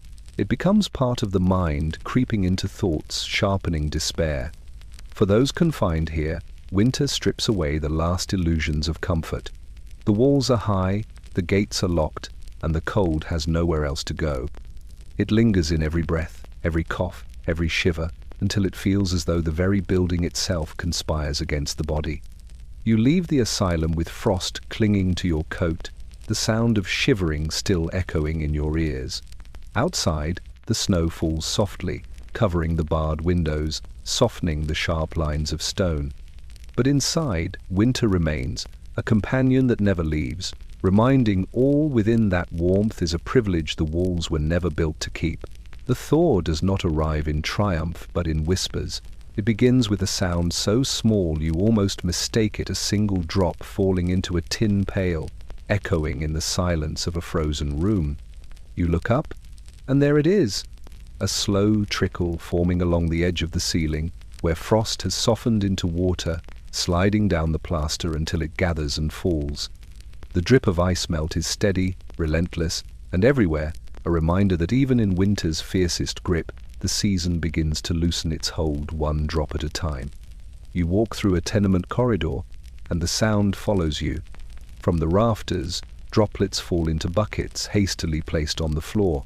From window frames, water streaks down glass etched with half-melted frost flowers. It plinks against tin mugs, wooden bowls, even bare floorboards where no container could be spared. Families sit and listen to the dripping as though it were a clock, measuring not hours but the slow surrender of ice. Children watch the droplets form, their eyes wide, as if each one carried a promise of spring. Outside, the streets are alive with the thaw. Icicles dangle from eaves, shining in the weak sun, their tips dripping steadily into the slush below. Each drop falls with a faint hiss, vanishing into the snow that has already begun to grey with soot and mud. The gutters run with thin streams, carrying scraps of straw, coal dust, and the remnants of ash fires. Boots splash through shallow pools that only yesterday were frozen solid. The city smells sharper now, wet stone, damp wool, the pungent smoke of fires struggling against the damp air. On the docks, ropes drip steadily, their frozen stiffness softening as water runs down their lengths. Crates stand in puddles where ice has melted, their wood swollen and dark. Men curse as they slip on planks turned slick, their boots ringing with each splash. Horses move slower, their hooves striking against mud where frost had once given firm ground. The rhythm of work does not stop, but it falters, weighed down by the mess the thaw leaves behind. Even in grander houses, the drip is inescapable. In conservatories and glass houses, condensation slides down the panes, pooling on stone floors. Servants rush with rags to catch the water, their hands red and raw, their sleeves soaked, Fires crackle low in the hearths, their smoke dampened by the moisture in the air. The once pristine rooms smell faintly of mildew, as though the thaw carries rot with it in its wake. At night, the drip is louder. In narrow alleys, it taps against barrels and tin roofs, a ceaseless rhythm that keeps sleepers awake. In garrets and attics, it falls into basins beside beds, every splash a reminder of leaking roofs and thin walls. The sound becomes part of the city's breath, steady, patient, inescapable. You lie awake listening, the drip marking each second until dawn, when the cycle begins anew. The drip of ice melt is not merely sound, it is change, subtle and unhurried. It carries both relief and burden. Relief that the frost loosens its grip, burden that the thaw brings dampness, rot, and sickness of its own. You listen as the city shifts, drop by drop, knowing that winter is not gone, only shifting its form, reminding you that survival is never quiet. It is measured in every drip that falls from the eaves. At dawn, the first sound in the courtyards is not chatter, but the hollow scrape of iron handles. Women and children gather around the communal wells, their pails swinging from stiff fingers, their breath rising like smoke in the grey air. The queue forms quickly, each person stamping their feet against the frost, shawls drawn tight, waiting for their turn. But the silence soon spreads, because all know what they will find. The well has frozen overnight, its bucket stiff in the rope, the crank unmoving. You step closer and see the ice glinting within, the water below sealed beneath a hard crust that catches the pale light. A boy leans over the edge, poking with a stick, hearing the dull knock of wood against ice. Another child begins to cry, his mother clutching him close, murmuring something soft, though her own eyes show worry. The line does not break, for hope lingers that somehow the ice will shift, that someone strong enough will break through. A man steps forward with an iron bar, his breath fogging heavily as he swings it down. The clang echoes through the courtyard, a sharp crack that scatters birds from the rooftops. Chips of ice fly, but the surface holds, stubborn and unyielding. He swings again and again, until finally a small hole opens, water glimmering faintly beneath. But when the pail is lowered, it returns with only a thin trickle, the rope stiff with frost, the water freezing along its sides before it reaches the ground. One by one, families dip their cups into the meager supply, filling not enough to quench thirst, barely enough to dampen lips. The journey for water does not end there. When wells freeze, some turn to pumps scattered through the streets. Yet here, too, the cold reigns. Handles seize in their hinges, coated with ice, and must be beaten with sticks until they move. Even then, only a few reluctant drops spill out, muddy with rust and soot, before the flow stops again. You see women kneeling to catch them, lifting their pails carefully as if gathering jewels. Children crouch to lick at the iron, their tongues recoiling from the bitter bite of metal colder than stone. In the poorer districts, where wells are scarce, desperation grows. Snow itself is gathered into pots, carried indoors to melt slowly over weak fires. The water that results tastes of soot, of dirt, of the city itself. But it is something, and something is better than nothing. People sip sparingly, rationing each swallow, their lips cracked, their throats dry. The body aches not only with cold but with thirst, a cruel pairing that winter makes inseparable. You watch as a girl carries an empty pail home, her head bowed, her steps slow.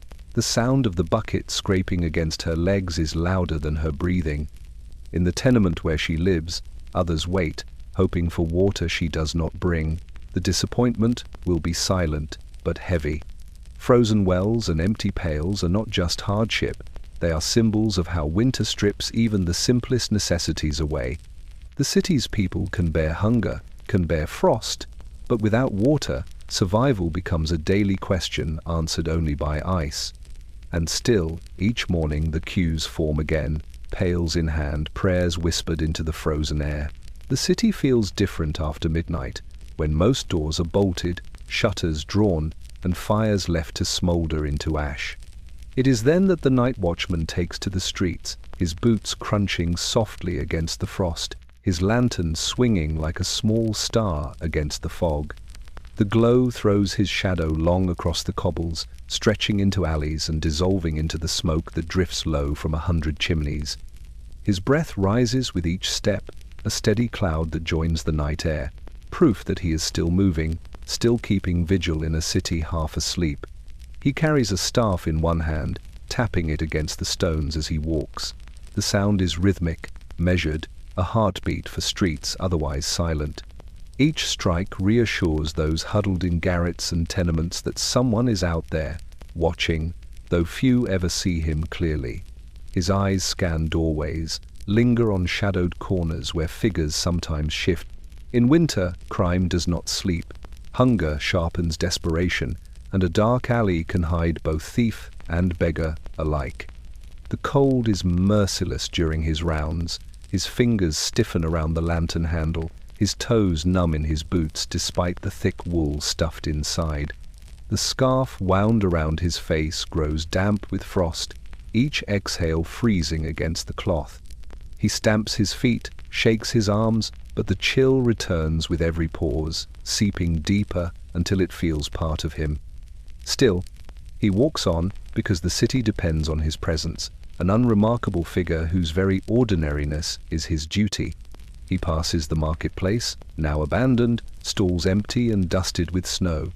A dog noses through scraps, ribs sharp beneath its coat, but darts away at the watchman's approach. He stops to check the locks on the granary doors, tugging them firmly, listening for the solid click that tells him all is secure.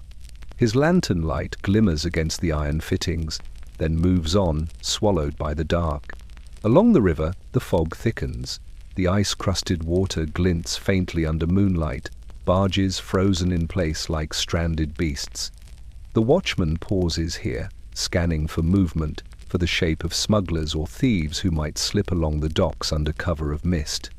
He hears only the lap of water beneath the ice, the groan of timbers, and the drip of melting frost. Satisfied, he continues, his staff tapping softly against the planks. Sometimes he encounters others.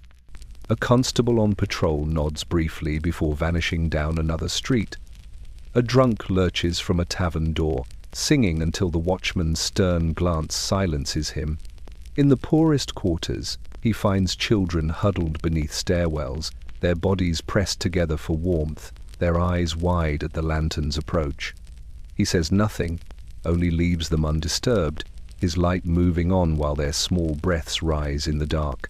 By the time the first grey of dawn touches the rooftops, the watchman's rounds are nearly done. He has walked miles through frost and silence, marking the hours not with bells but with his steady tread, his lantern's swing, his staff's tap. The city stirs awake behind him, its people rising to face another day of hunger and cold. For them, his presence through the night remains invisible.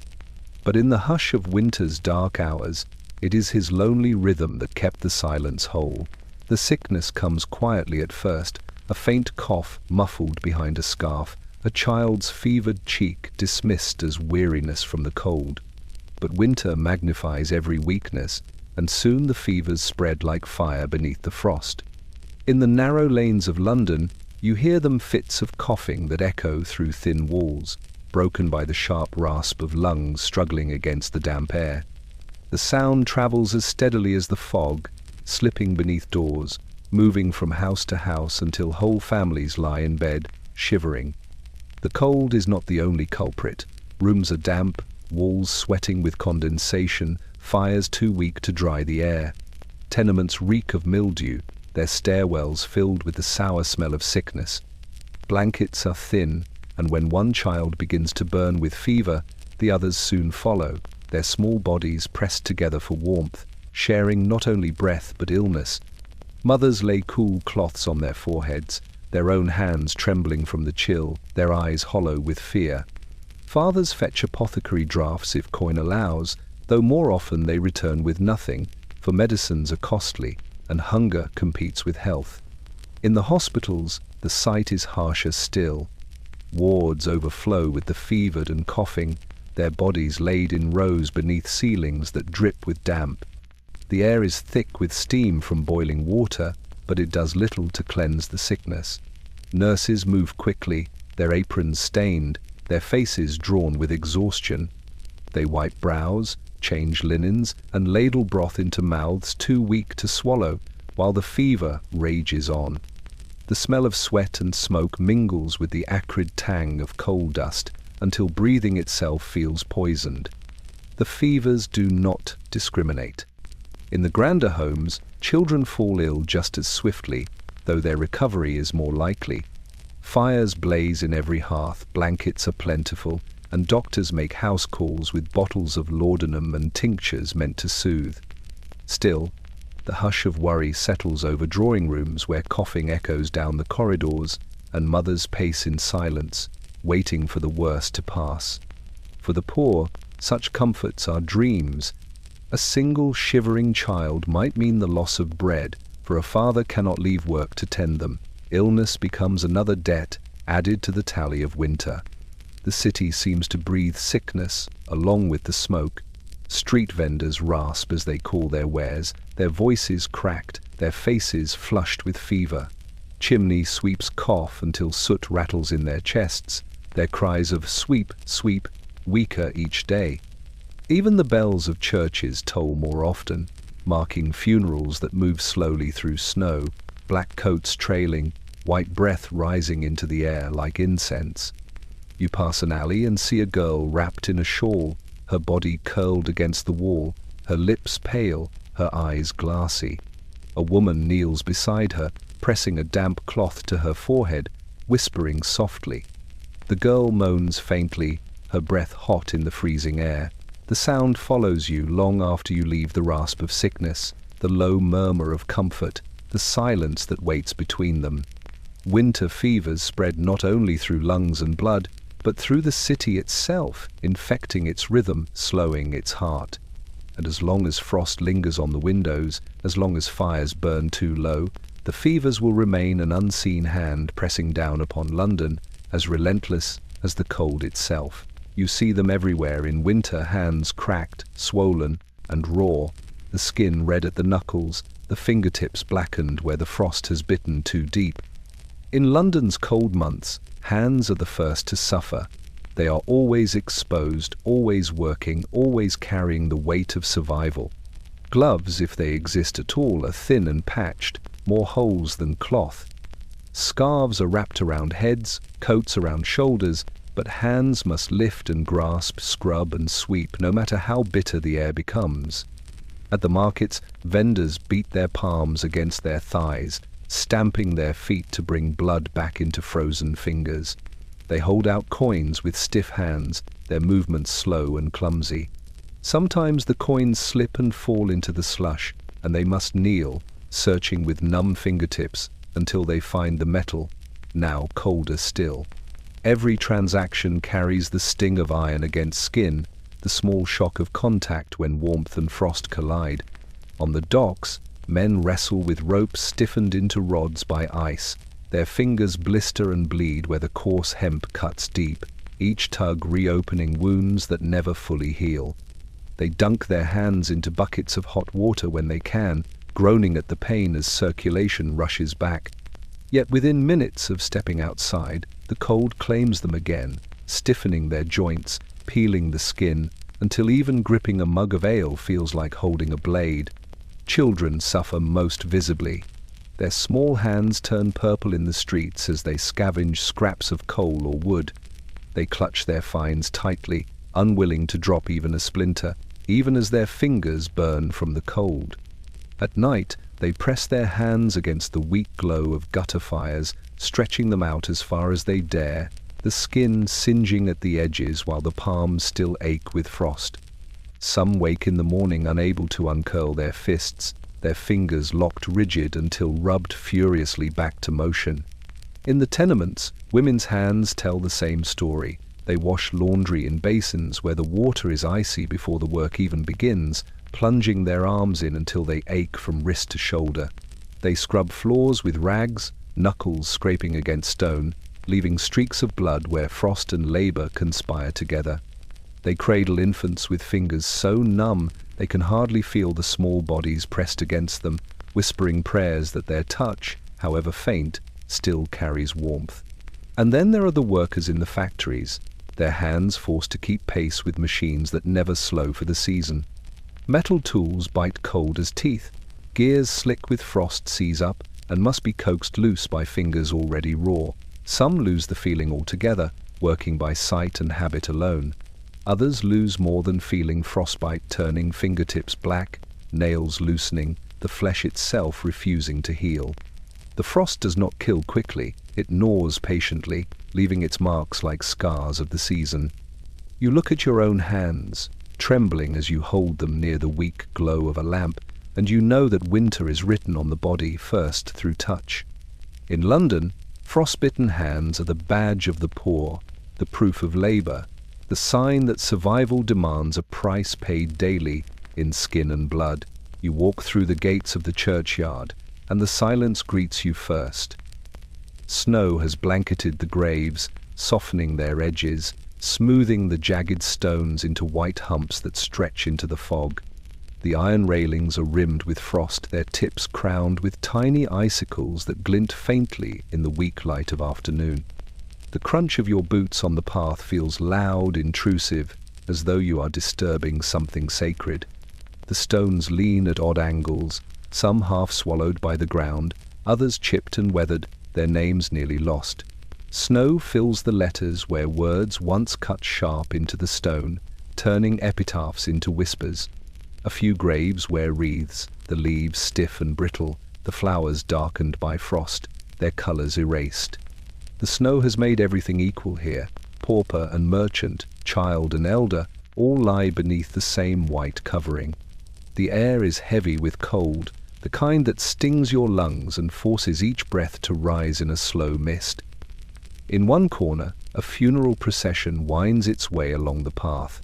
The mourners move quietly, their black coats dusted white, their steps measured. The priest's voice carries low and steady, his words drifting into the open air and vanishing like smoke. The coffin is lowered into the earth, where shovels strike hard against frozen soil, each thud echoing through the yard. The snow muffles everything else, but not that sound. It rings clear, final, against the silence. Children sometimes come here to play, rolling snowballs across graves, their laughter carried faintly over the stones. They do not notice the names beneath, or perhaps they do and pretend otherwise, preferring to see the yard as a playground rather than a resting place. Their footprints scatter across the white, leading in crooked lines between headstones. By evening, the tracks fill with new snow, vanishing as though they had never been there. The poor are buried in pits where many rest together, their names never marked. Snow gathers thick here, unbroken by stones, an open sheet where nothing distinguishes one body from another. Families linger at the edge, clutching each other, knowing they will never return to a grave they cannot find. The frost covers the ground quickly, hiding the scars of freshly turned earth, leaving only the memory of the moment. At night, the cemetery glows faintly under the gas lamps outside the gates. The snow reflects the weak light, turning the yard into a pale expanse where shadows stretch long and distorted. The wind moves through the trees, shaking down small flurries that settle over the stones, adding another layer to the silence. You hear only your own breath, the crunch of your boots, and the faint drip of melting ice from branches overhead. Snow-capped cemeteries remind you that winter touches the living and the dead alike. The frost settles on every name, every stone, every mound of earth. It is a covering both gentle and merciless, erasing detail, softening memory, and pressing its silence down upon all who walk here. As you leave, the white stillness follows, lingering in your chest, as though you, too, carry a part of the yard with you into the frozen night. The streets of London in winter are a forest of iron railings, each one rimmed with frost, their black bars transformed into pale spears by the season. You pass them at every corner around churchyards, along bridges, in front of homes where the wealthy sleep behind drawn curtains. They glisten under the faint sun, crusted with ice that shines like crystal, beautiful from a distance but cruel to the touch. Children, always daring, run their fingers along the frozen bars. They laugh at first, the sound bright against the grey air, until the cold bites sharp enough to sting. Some pull away quickly, rubbing their hands against their coats, breath fogging with pain. Others linger too long, and the frost clings to their skin, tearing at it when they finally release. The game ends in tears, red welts blooming on small hands, yet tomorrow they will try again, drawn back by the strange temptation of ice that burns. For the poor, the railings are more than boundaries, they are support. Men lean against them when their legs grow weak in the breadline, their palms flat against the iron as they wait for hours. The cold seeps into their bones through that grip, numbing their fingers until they can no longer feel the coins hidden in their fists. Women hauling pails rest them against the bars, the iron leaving circles of frost on the wood. The touch lingers in their hands long after they move on, a reminder carved into skin by the simplest act of leaning. At night, the railings take on a different presence. Gas lamps glow above them, their halos turning the frost into a shimmer of silver. Shadows stretch in long lines across the snow, bars of darkness laid down by bars of iron. You walk past slowly, hearing the faint creak as ice shifts, dripping where the lamps are warm enough to melt the edges.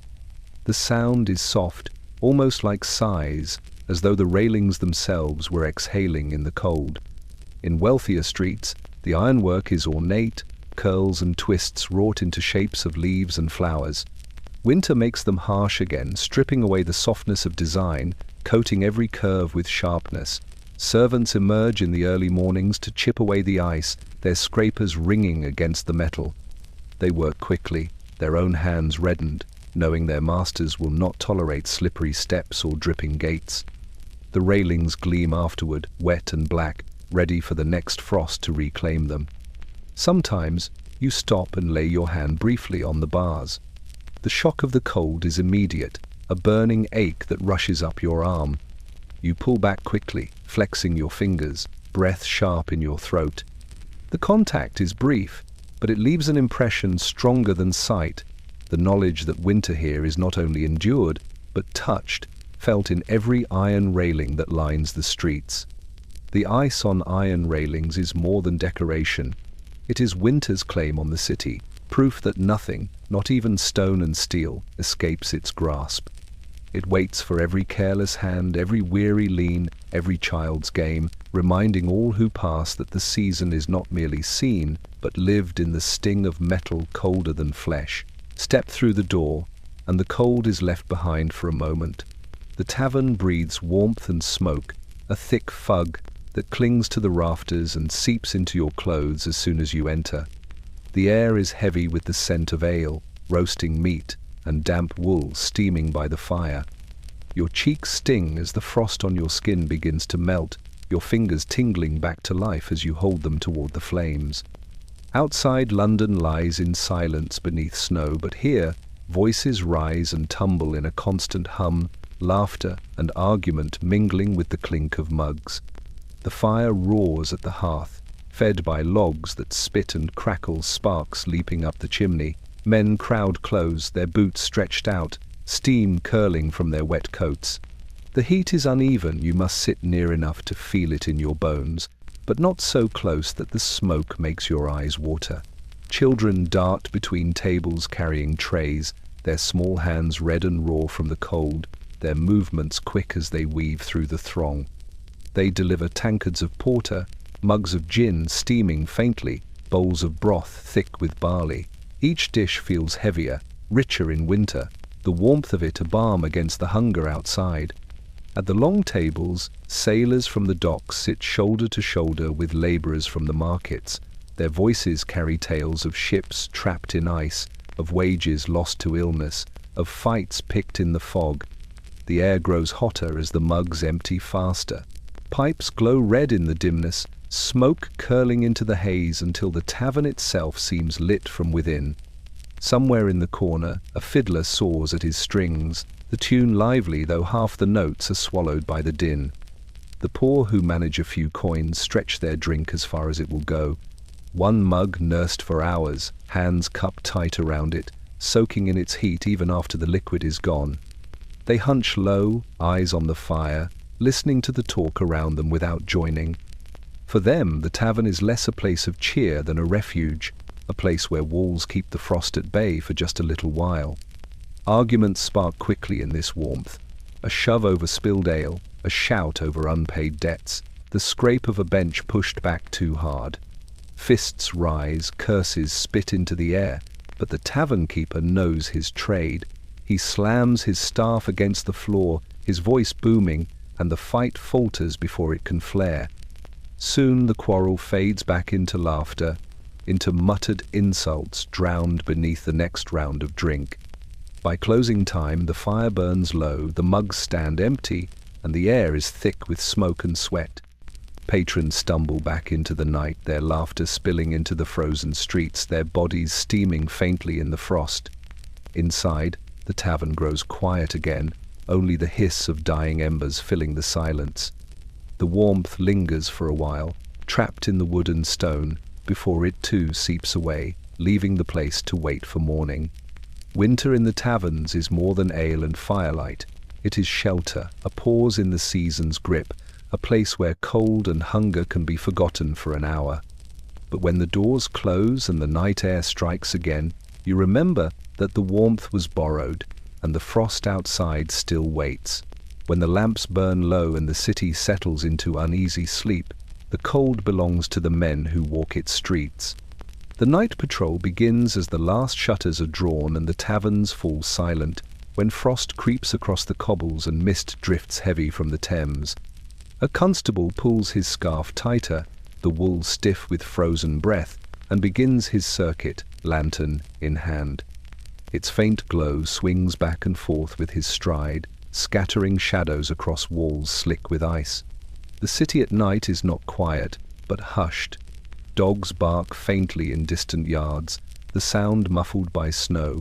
A cart creaks along the street, wheels groaning as its driver guides it home.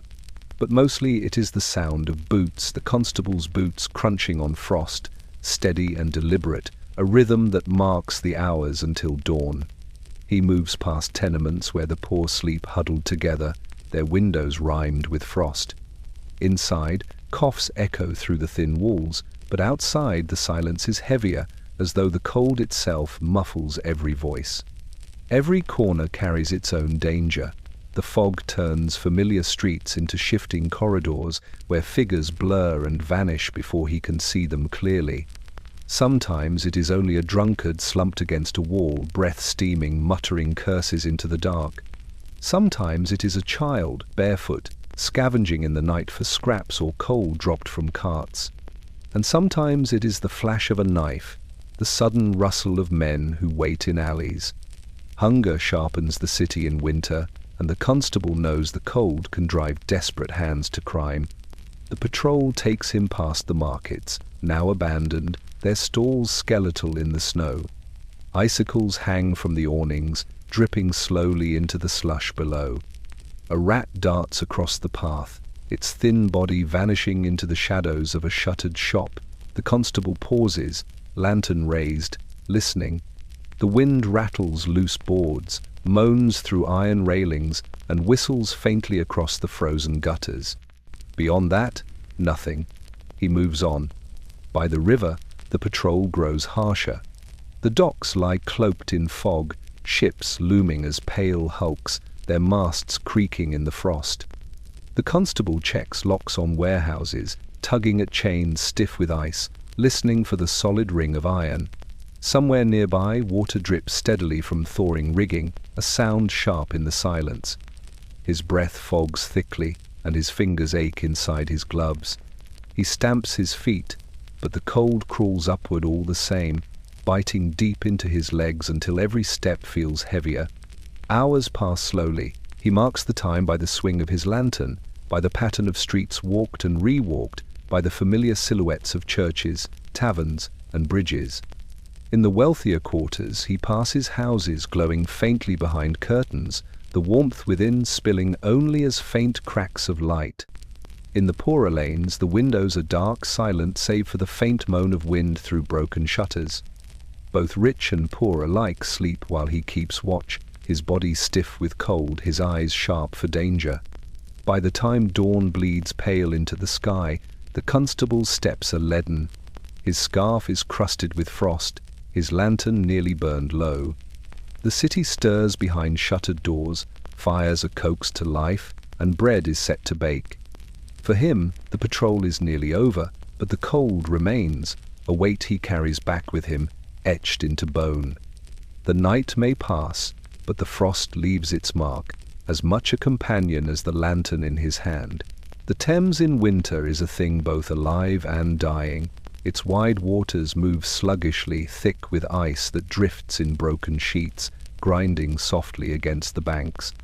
The fog rolls heavy across its surface, so dense it seems the river breathes, exhaling cold that seeps into every bone. You walk along its edge, boots slipping on frozen mud, the air sharp with the mingled smells of salt, coal smoke and rotting timber.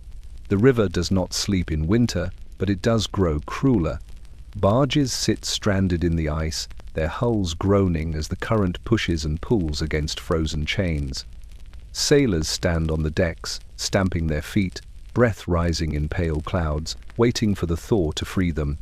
Some hack at the ice with poles, their shouts muffled by the fog, while others crouch around small braziers, hands stretched toward flames that smoke more than they burn. The river robs them of time and money, holding them captive in its frozen grasp, while their wages shrink and their debts grow heavier. On the banks, children pick through driftwood washed ashore, their small hands raw from prying boards stiff with ice. They drag their finds back to alleys and courtyards, fuel for fires that will burn only an hour before fading into ash. Women wait near the water pumps, stamping their feet against the frost, their pails catching the trickle of water that runs slower each day. Their voices are hushed, their eyes watchful, for the river has always been both giver and taker, and in winter its balance tips dangerously close to the latter. You pause at one of the arches of London Bridge, where the river churns black beneath, carrying broken ice downstream like shattered glass. The sound is a constant grinding, a reminder that even in stillness the Thames is never truly at rest. Men huddle there too, loading carts with sacks of coal unloaded from boats before the freeze grew too deep. Their hands are black with dust, their faces pale, their breath quick and shallow. The river pays them in labor, but it demands their strength as interest. At night, the banks are quieter. Lanterns swing along the docks, their lights swallowed by fog, while the water glimmers faintly under the moon. The air grows colder still, sharp enough to freeze lashes, to numb lips until every word spoken comes out slurred. Rats skitter across the planks, bold in their hunger, while watchmen pace with staves in hand, their steps echoing against the timbers. Somewhere out in the mist, the cry of a gull sounds hollow, more ghost than bird. The river is beautiful in its way, gleaming silver where ice spreads wide, glowing faintly where frost clings to ropes and railings. But its beauty carries danger. More than one drunkard has wandered too close to the edge and vanished into its depths. More than one child has slipped from a pier, their cries lost in the fog before help could come. In winter, the Thames is a mirror for the city itself, majestic, grim, and merciless, carrying life on its surface while hiding death beneath. You turn from the river at last, its cold still clinging to your skin. Behind you, the water groans, the ice cracks, and the fog drifts like a shroud across the current. Winter along the river is a season of stillness and struggle, a reminder that even the great Thames bends to the frost, yet never fully breaks. The city transforms when the lamps are lit, one by one, as dusk deepens into night. The watchmen raise their poles and touch flame to the mantles, and London stirs with a new kind of glow. Gaslight flickers to life along the streets, pushing back the fog in trembling halos of yellow. Against the heavy dark of winter, it feels almost like magic, soft, wavering circles of warmth floating above the frozen cobbles. You walk beneath them, your breath curling upward to meet the light. Each lamp hums faintly, a low hiss that joins the quiet of the street, steady as a whisper. The flames burn behind glass, blurred by condensation, sometimes rimmed with frost. The glow falls in streaks across iron railings, gleaming on patches of ice, painting shadows long and uncertain. It is not enough to banish the dark, only to carve small islands of vision in a sea of gloom. Between the lamps, alleys yawn black, corners vanish into mist, and every step feels uncertain until you find the next pool of light. Children chase each other through the glow, their laughter echoing briefly before fading into the fog. Lovers walk arm in arm, their faces softened by the gentle shimmer, their words hushed as though the lamps themselves are listening.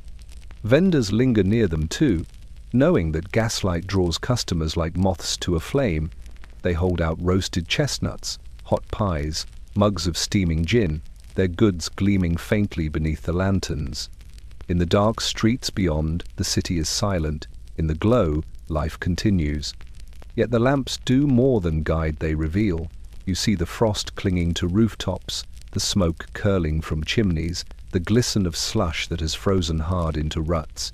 You see the weary lines on faces, the cracked hands of laborers, the hollow eyes of beggars crouched in doorways, each figure thrown into sudden clarity as they step into the light before vanishing again into shadow.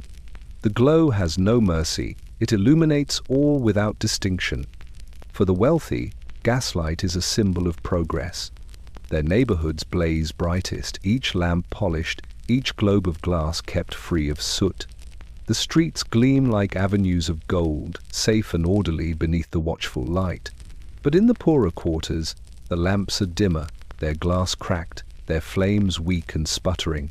There, the glow seems haunted, bending and twisting in the fog, until it looks more like a ghostly willow, the wisp, than a promise of safety. On the coldest nights, you see frost forming even on the glass globes themselves, delicate flowers blooming in the heat of the flame, only to melt and reform again. The hiss grows louder then, as though the lamps are fighting harder to stay alive against the air pressing in around them.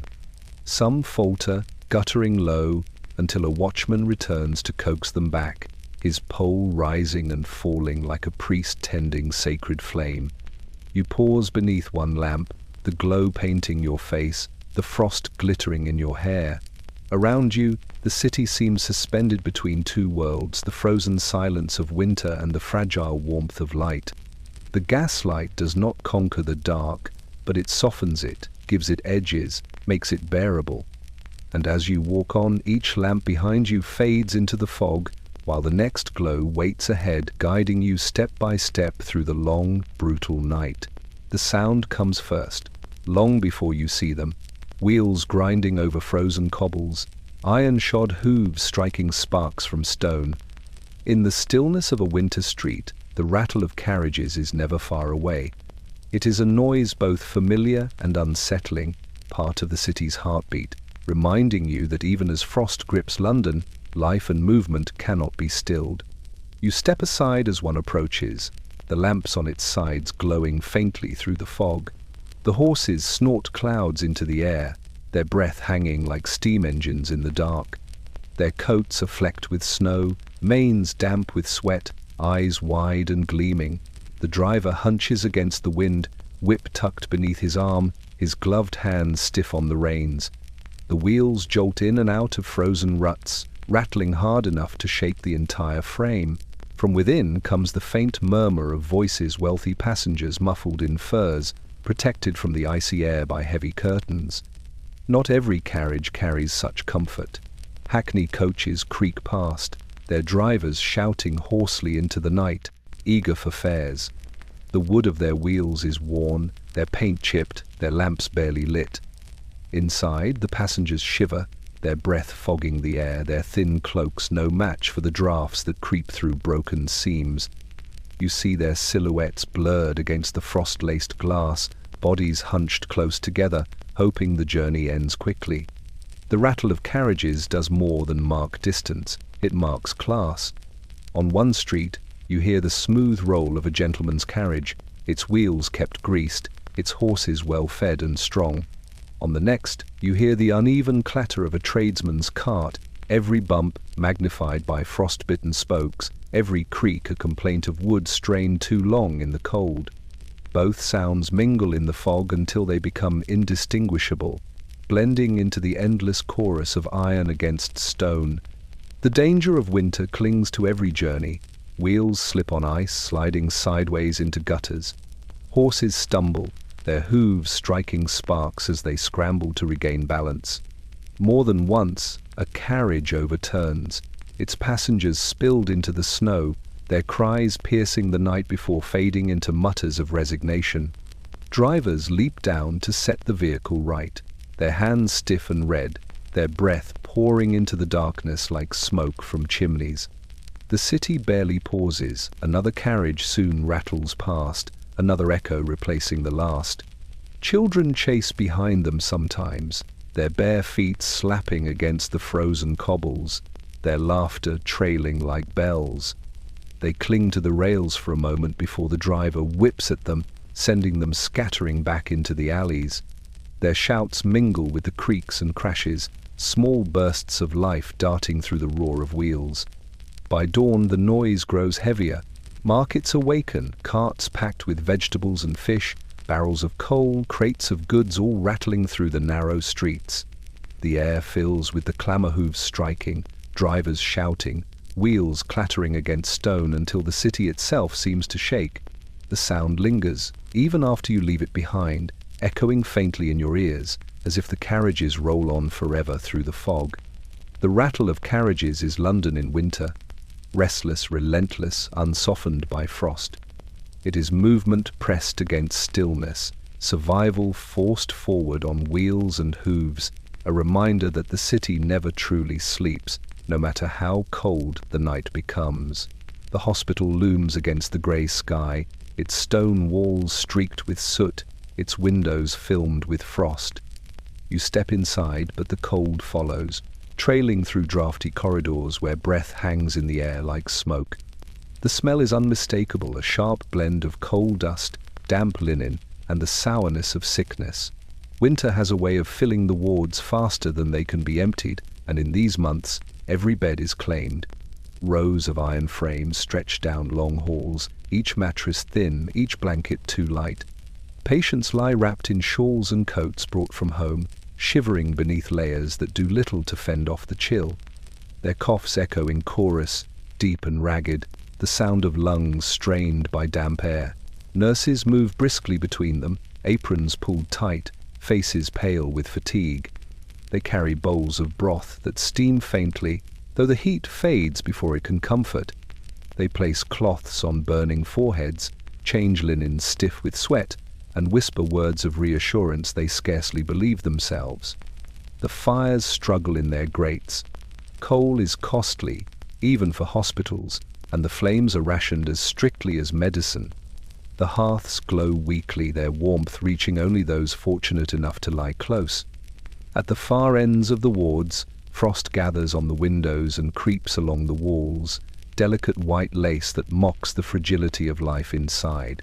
You see patients turn their faces toward the fire, eyes half closed, hands trembling as they stretch for a warmth that never fully comes. Doctors move among them, cloaks drawn tight, their footsteps heavy on the wooden floors.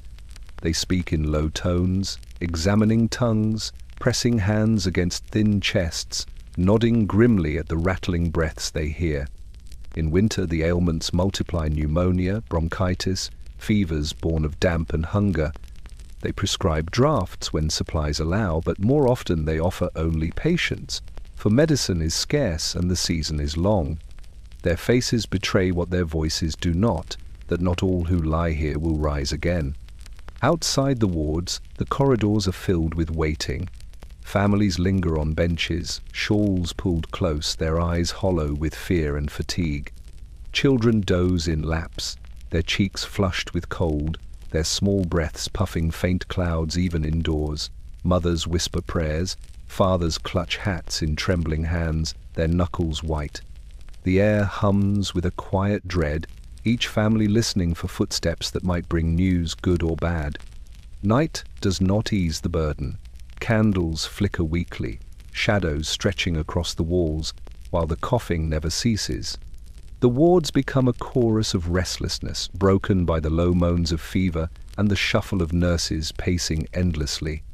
Outside, snow falls against the windows, muffling the world beyond. But inside, the struggle is constant, each breath fought for, each hour survived one more act of defiance. Winter in the hospitals is not marked by cures but by endurance. The fires burn low, the beds overflow, and the air is heavy with both sickness and resolve.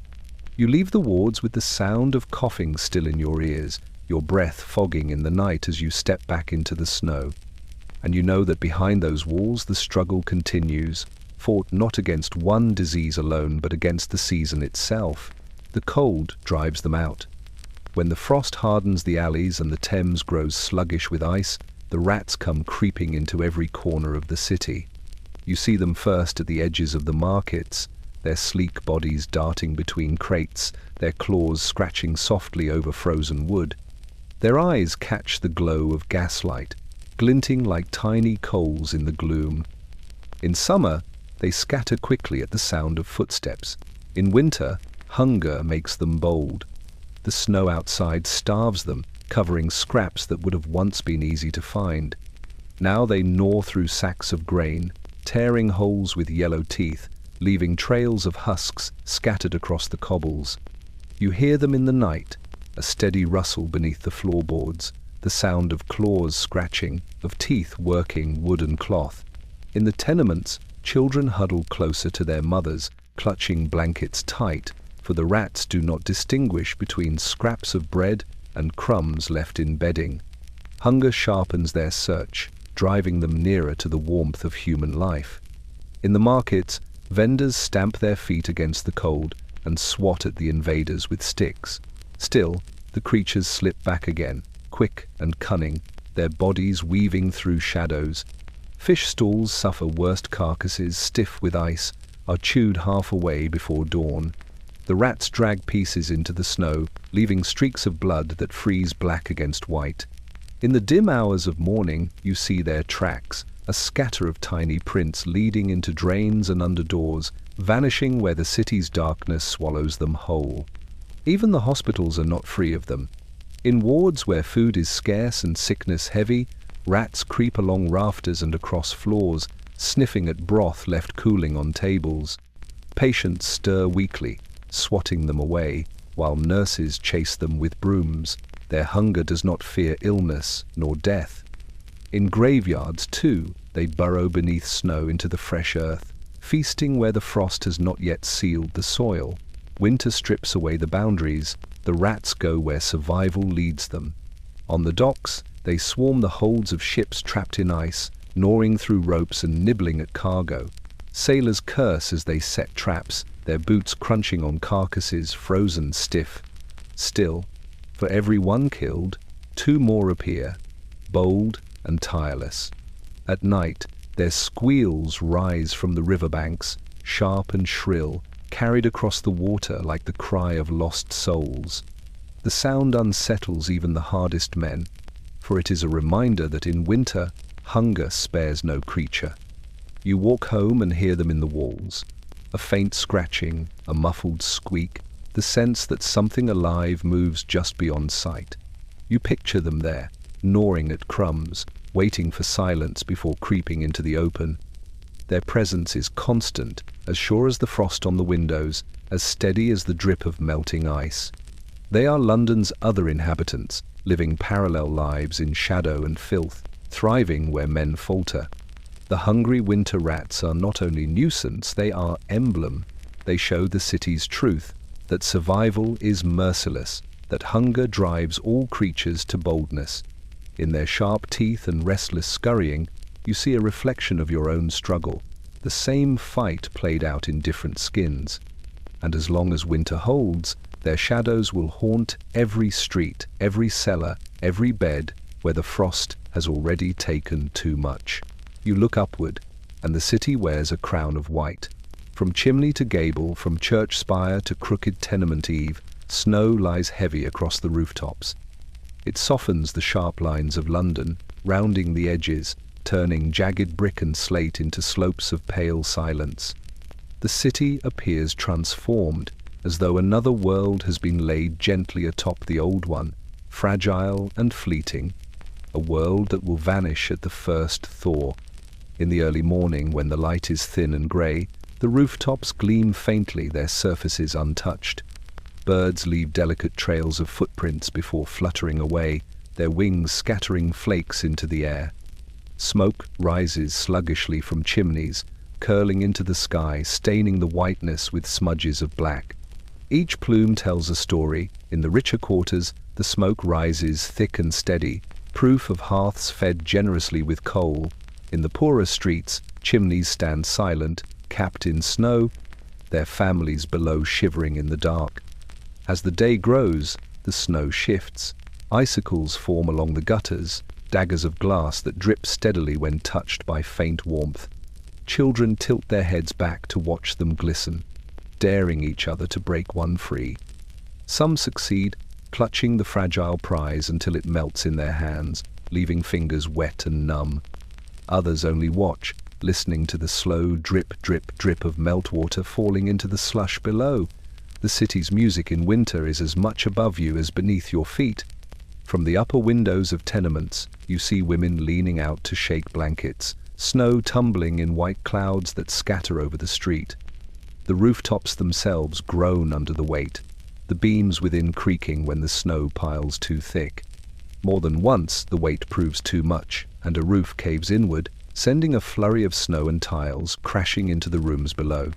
Families scramble to salvage what they can, their cries muffled by the storm that caused them. At dusk, the rooftops change again. The snow glows faintly in the light of gas lamps, reflecting the golden halos so that the city seems stitched with threads of fire and ice. Chimneys stand like black sentinels against the pale glow, their shadows stretching long across the whiteness. From the alleys, you can hear the quiet hum of the city settling into night, but above, the rooftops remain hushed, a silent world removed from the noise below. On the coldest nights, frost joins the snow, hardening it into crusts that glitter beneath the moon. The rooftops gleam like silver, beautiful but merciless, their sheen hiding the treachery of ice. Cats pick their way carefully along ridges, tails stiff for balance, their paws leaving faint marks in the glaze. Once in a while, snow slides suddenly, a sheet breaking loose and crashing into the street with a sound that startles even the most weary passerby. Snow on the rooftops is more than beauty, it is a ledger of survival. Each chimney crowned with white marks, a fire that did not burn. Each roof heavy with snow tells of cold rooms beneath. Yet it is also the city's winter mask, a fragile covering that turns soot-stained brick into something almost pure. For a moment, London looks gentler, quieter, even as the lives beneath those rooftops continue the same battle against hunger, sickness, and frost. The snow hides nothing, yet it changes everything. High above the clamour of the streets, past staircases that creak under every step, the attic waits.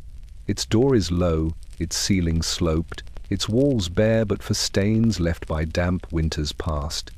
Here the cold is sharper than anywhere else in the house. The wind slips through cracks in the tiles, and the frost paints flowers on the inside of the window as though mocking the thin fabric tacked across the glass. To climb into an attic in winter is to step into a world set apart, a world where silence presses close and loneliness lingers heavier than the cold itself.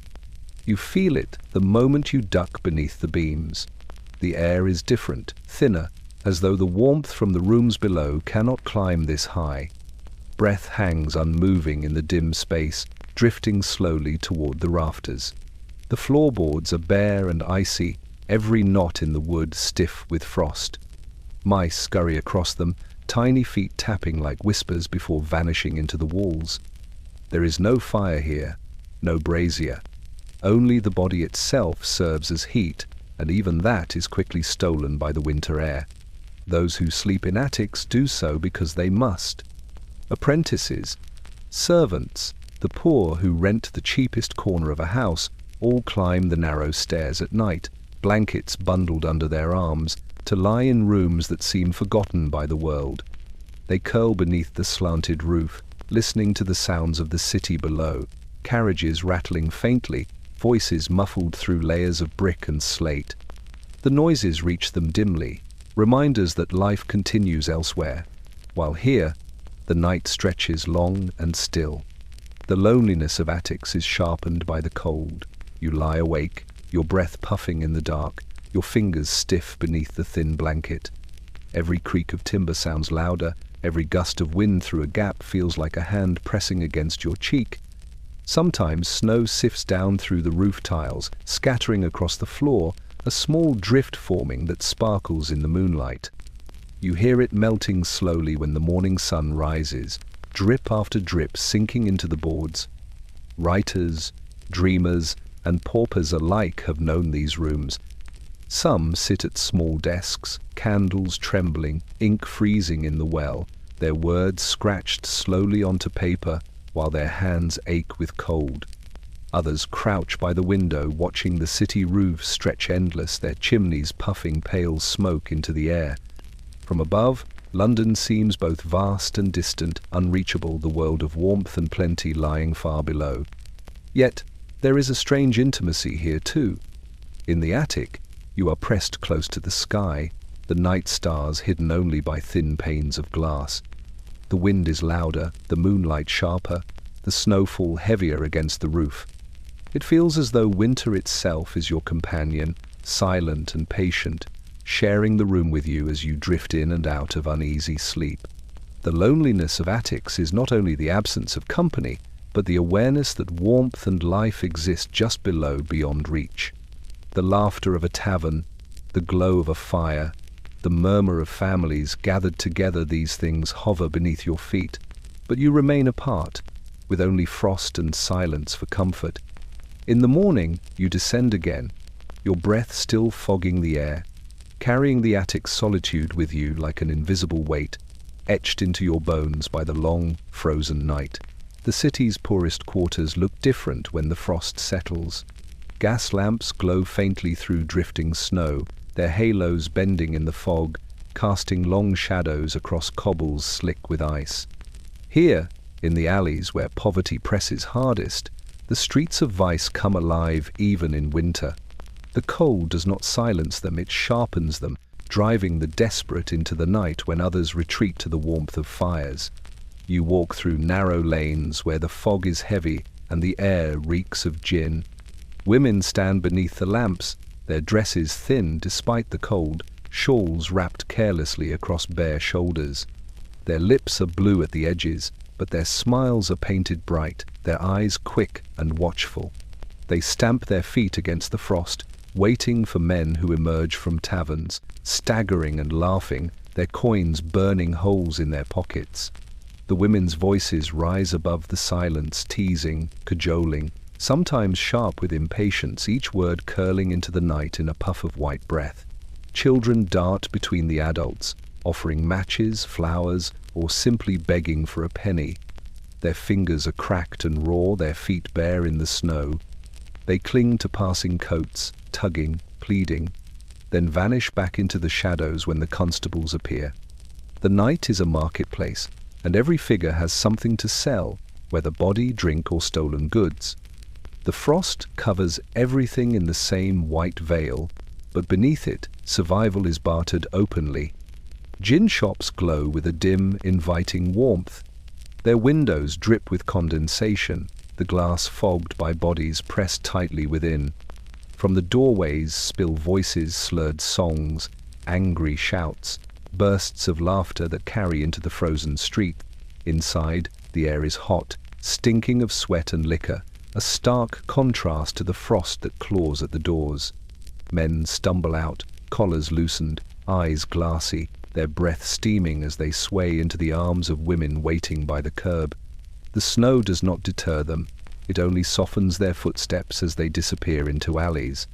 The constables patrol with lanterns swinging, their boots striking sharp against the cobbles. Their presence clears the street for a moment, but only briefly. The shadows reclaim their space as soon as the light moves on.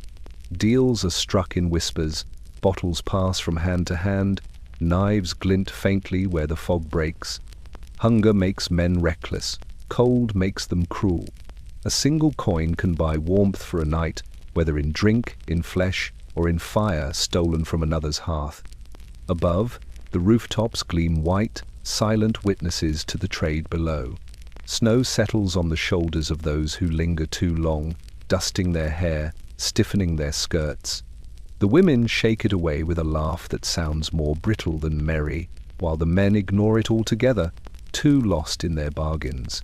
The frost does not pity, it only marks them all, rich and poor alike, with its silent touch. Winter on the streets of Vice is a season of masks. Smiles are worn like cloaks, laughter forced into the night air, all disguising the desperation that drives every transaction. You walk on, the sound of voices fading behind you, the snow crunching softly underfoot. Yet the memory lingers, the pale figures beneath the lamps, their breath glowing in the frost, their survival written in shadows that stretch endlessly through London's frozen streets. There are nights in winter when London itself seems to hold its breath. The snow lies heavy on the rooftops, the streets muffled in white, and even the river moves sluggishly beneath its crust of ice. On such nights, silence becomes a presence, pressing against doors and windows, seeping into every room. You lie awake beneath a thin blanket, and the quiet feels louder than sound, a weight that settles over the body like frost. The silence is sharpest in the tenements. Families huddle close, children curled against mothers, fathers staring at the faint glow of embers that threaten to die before dawn. The usual noise of crying infants, of quarrels between neighbors, of footsteps in the stairwell is gone, swallowed by the cold. Everyone conserves their voice, their strength, as if words themselves might steal the warmth from their lungs. You hear only the occasional cough, the faint rattle of a spoon against a tin cup, and then nothing at all. The silence presses harder until even breathing feels like an intrusion. Outside, the city streets are no different. The clatter of carriages is hushed, their wheels muffled by snow. Hooves strike dull thuds against the frozen ground, and even the drivers shout less, their voices carried weakly through the fog. The taverns still glow, but once their doors shut, the laughter within does not escape. It stays trapped behind the walls, swallowed by the frost. You walk along the lamplit streets and hear only your own footsteps, each crunch of snow echoing too loudly in the stillness. The cold of silence is not peace, it is dread. It carries with it the awareness of all that hides beneath. You imagine the sick lying in hospitals, their breaths shallow and uneven, their coughs stifled by exhaustion. You think of the prisoners in Newgate, their chains unmoving as they curl against the stone. You picture the workhouses, where men and women lie shivering in rows, too weary to speak. The silence connects them all, an invisible thread binding the city in shared stillness. Even the churches seem subdued. Candles flicker in the dark, their flames small and wavering, their light muted by the frost on stained glass. The bells do not ring on such nights, their voices stilled as if the metal itself were too cold to sing. Only the faint drip of ice melt, the creak of timbers, the sigh of the wind against stone mark the passing of time. And yet, within this silence lies a strange intimacy. You can hear your own heart beating more clearly, the rustle of your blanket, the whisper of your breath. The world narrows to small sounds, each one magnified until it feels significant. A floorboard groans, and you startle. A mouse scurries across the attic beams, and it seems deafening. Silence sharpens everything, even fear. When dawn finally comes, the city exhales. Doors creak open, voices rise, and the muffled sounds of life return. But the memory of the night lingers, the long hours where the cold of silence pressed down like a shroud, holding the city in its grasp.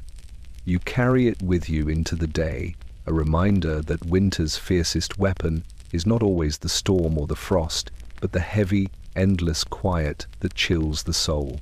The courts of London in winter are halls of stone and echo, colder than the streets outside. You step into the great chamber, and the air bites instantly, damp and sharp, slipping beneath your coat. The windows are tall and narrow, rimmed with frost that blurs the weak daylight.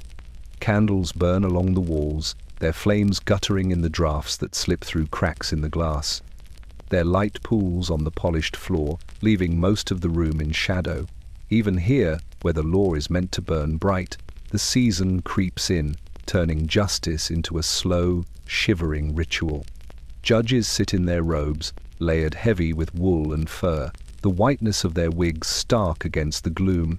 Their breath clouds faintly as they speak, each word a puff of smoke rising in the cold chamber.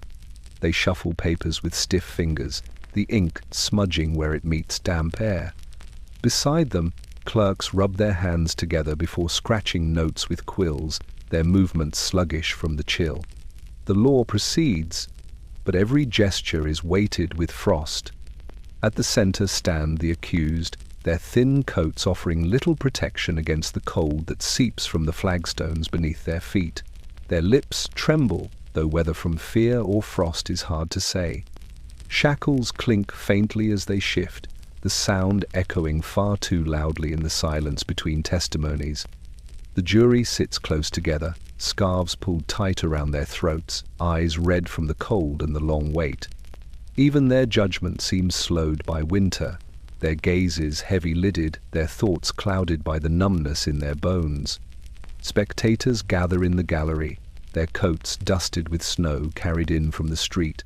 They sit huddled, whispering softly, their voices carried away by the cavernous space. Some lean forward eagerly, drawn by scandal and drama, others simply come to escape the harsher winds outside, though they soon discover the courts offer little warmth. The smell of damp wool and coal dust lingers everywhere, mingling with the faint scent of ink and wax. Cases unfold slowly, each testimony interrupted by coughs that echo off the stone. Witnesses stand shivering, their breath rising in clouds as they swear their oaths. Some falter, their words swallowed by chattering teeth. Lawyers pace back and forth, their boots striking hollow against the floor, their voices strained as they raise them above the murmurs of the crowd. Justice proceeds, but it feels more like endurance each hour, a battle not only of evidence but of temperature. Outside the courts, the carriages wait in rows, their horses steaming in the frost, stamping hooves against the cobbles. The judges and lawyers emerge first, cloaks wrapped tightly, their steps brisk as they hurry to warmth. The accused are led away in chains, their breaths clouding the air, their futures as uncertain as the weak sun overhead. The crowd disperses slowly, their voices rising once more as they step into the open air, where the cold feels no different than the silence within. Winter in the courts is a reminder that even the law bends beneath the season's weight. Justice continues, but it does so shivering, its words carried on cold breath, its verdicts etched against frost. The chambers stand like frozen monuments, their stones holding the chill long after the case's end, as if the very walls themselves remember every whispered plea, every rattle of chains, every verdict delivered in the long, grey winters of London. It begins not with sunshine, but with mud. The snow that once lay white and silent turns grey first, then black, collapsing into slush beneath 1,000 boots and wheels. Puddles spread wide across the streets, swallowing cobbles, reflecting only the dim light of a sky still heavy with cloud. The thaw comes slowly, unevenly, but it comes all the same, and with it arrives a new kind of misery. You walk through lanes where ice has broken into jagged shards, floating in pools that smell of rot and smoke. Water seeps into shoes no matter how tightly laces are drawn, soaking stockings, numbing toes until every step squelches. Children trudge barefoot through the muck, their feet raw and red, scavenging scraps revealed by the melting snow. They snatch at bits of coal, wood, or spoiled bread, anything the frost had hidden that now lies exposed in the filth. Their laughter is gone. In its place is the sound of coughing, wet and harsh, rising above the drip of melting icicles. The thaw reveals what winter concealed. Dead dogs lie stiff in the gutters, their bodies thawing slowly, their smell rising sharp in the damp air. Rats dart bold between piles of refuse, their numbers swollen by months of feeding unseen beneath the snow. The slush carries the city's dirt into every corner, thick with ash, dung, and waste that freezes clean but thaws foul. The air itself feels heavier, damp with sickness, as though the city is exhaling its rot after weeks of holding its breath. On the rooftops, the snow slides suddenly, sheets breaking loose and crashing to the ground.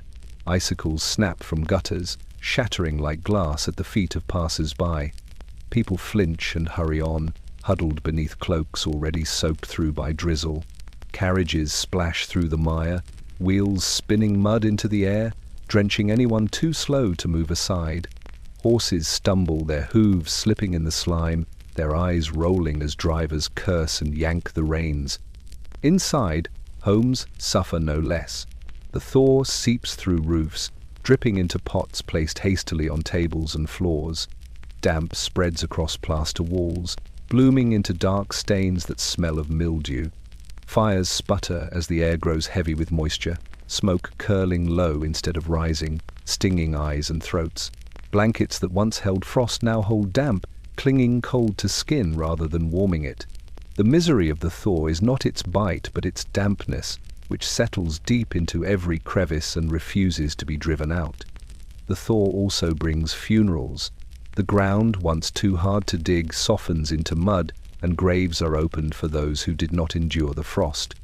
Processions tramp through slush, boots sinking deep, coffins carried carefully to keep them from slipping.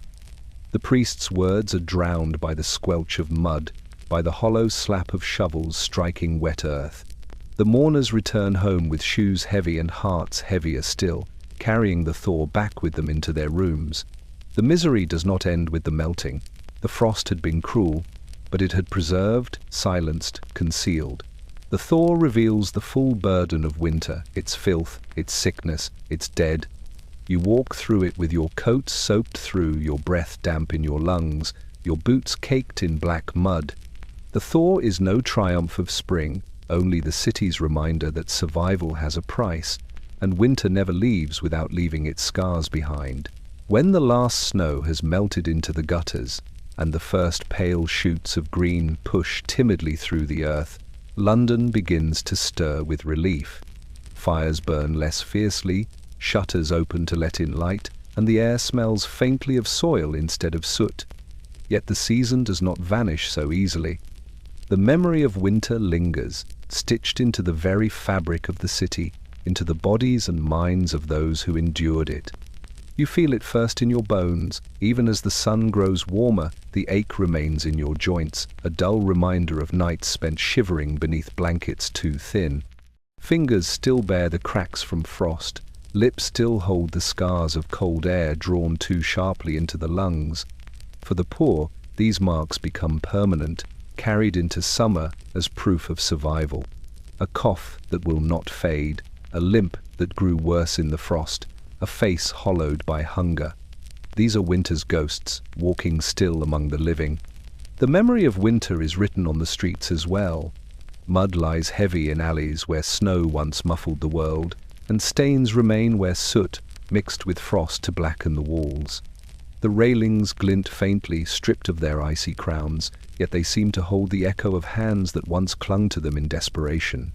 The markets bustle again, their stalls loud with colour, but behind the shouts of vendors you recall the brittle silence of frosted mornings, when bread was rationed by the slice and fish lay stiff with ice. Even the river keeps its secrets. The Thames flows freely now, but those who stood on its frozen back during the frost fair remember the groan of ice beneath their feet, the laughter that carried thinly over a danger just inches away. Sailors whose ships were trapped still talk of the weeks lost, wages gone, debts mounting. And the families who buried loved ones during the cold walk past the churchyards with slower steps, seeing the ground softened with spring, yet remembering when the earth was too hard to open. Memory carries into the mind in quieter ways. The silence of snowfall lingers, a hush that sometimes returns in the dead of night, making you pause, listening for a sound that is no longer there. The cry of the chimney sweep echoes faintly in alleys now busy with trade, a ghostly reminder of children's labor carved into the soot of the city. The coughs of winter fevers seem to rattle still in certain rooms, even when the air is fresh. Yet not all memories are of misery. Some recall the glow of the frost fair, the laughter of children tumbling in drifts, the hush of the city made beautiful beneath its crown of white. Even in hardship, there were moments when the season felt almost holy, when the snow turned London into a painting, when the silence carried peace instead of fear, when a single loaf of bread shared in the cold tasted sweeter than any feast. The memory of winter lingers because it must. It teaches resilience, shapes the rhythm of lives, binds the city in shared endurance. Each thaw brings not only relief but remembrance, a reminder that survival is never given freely, and so you carry it forward, the frost on glass, the cough in the dark, the silence of snow etched into the marrow of the city, waiting for the season to return again.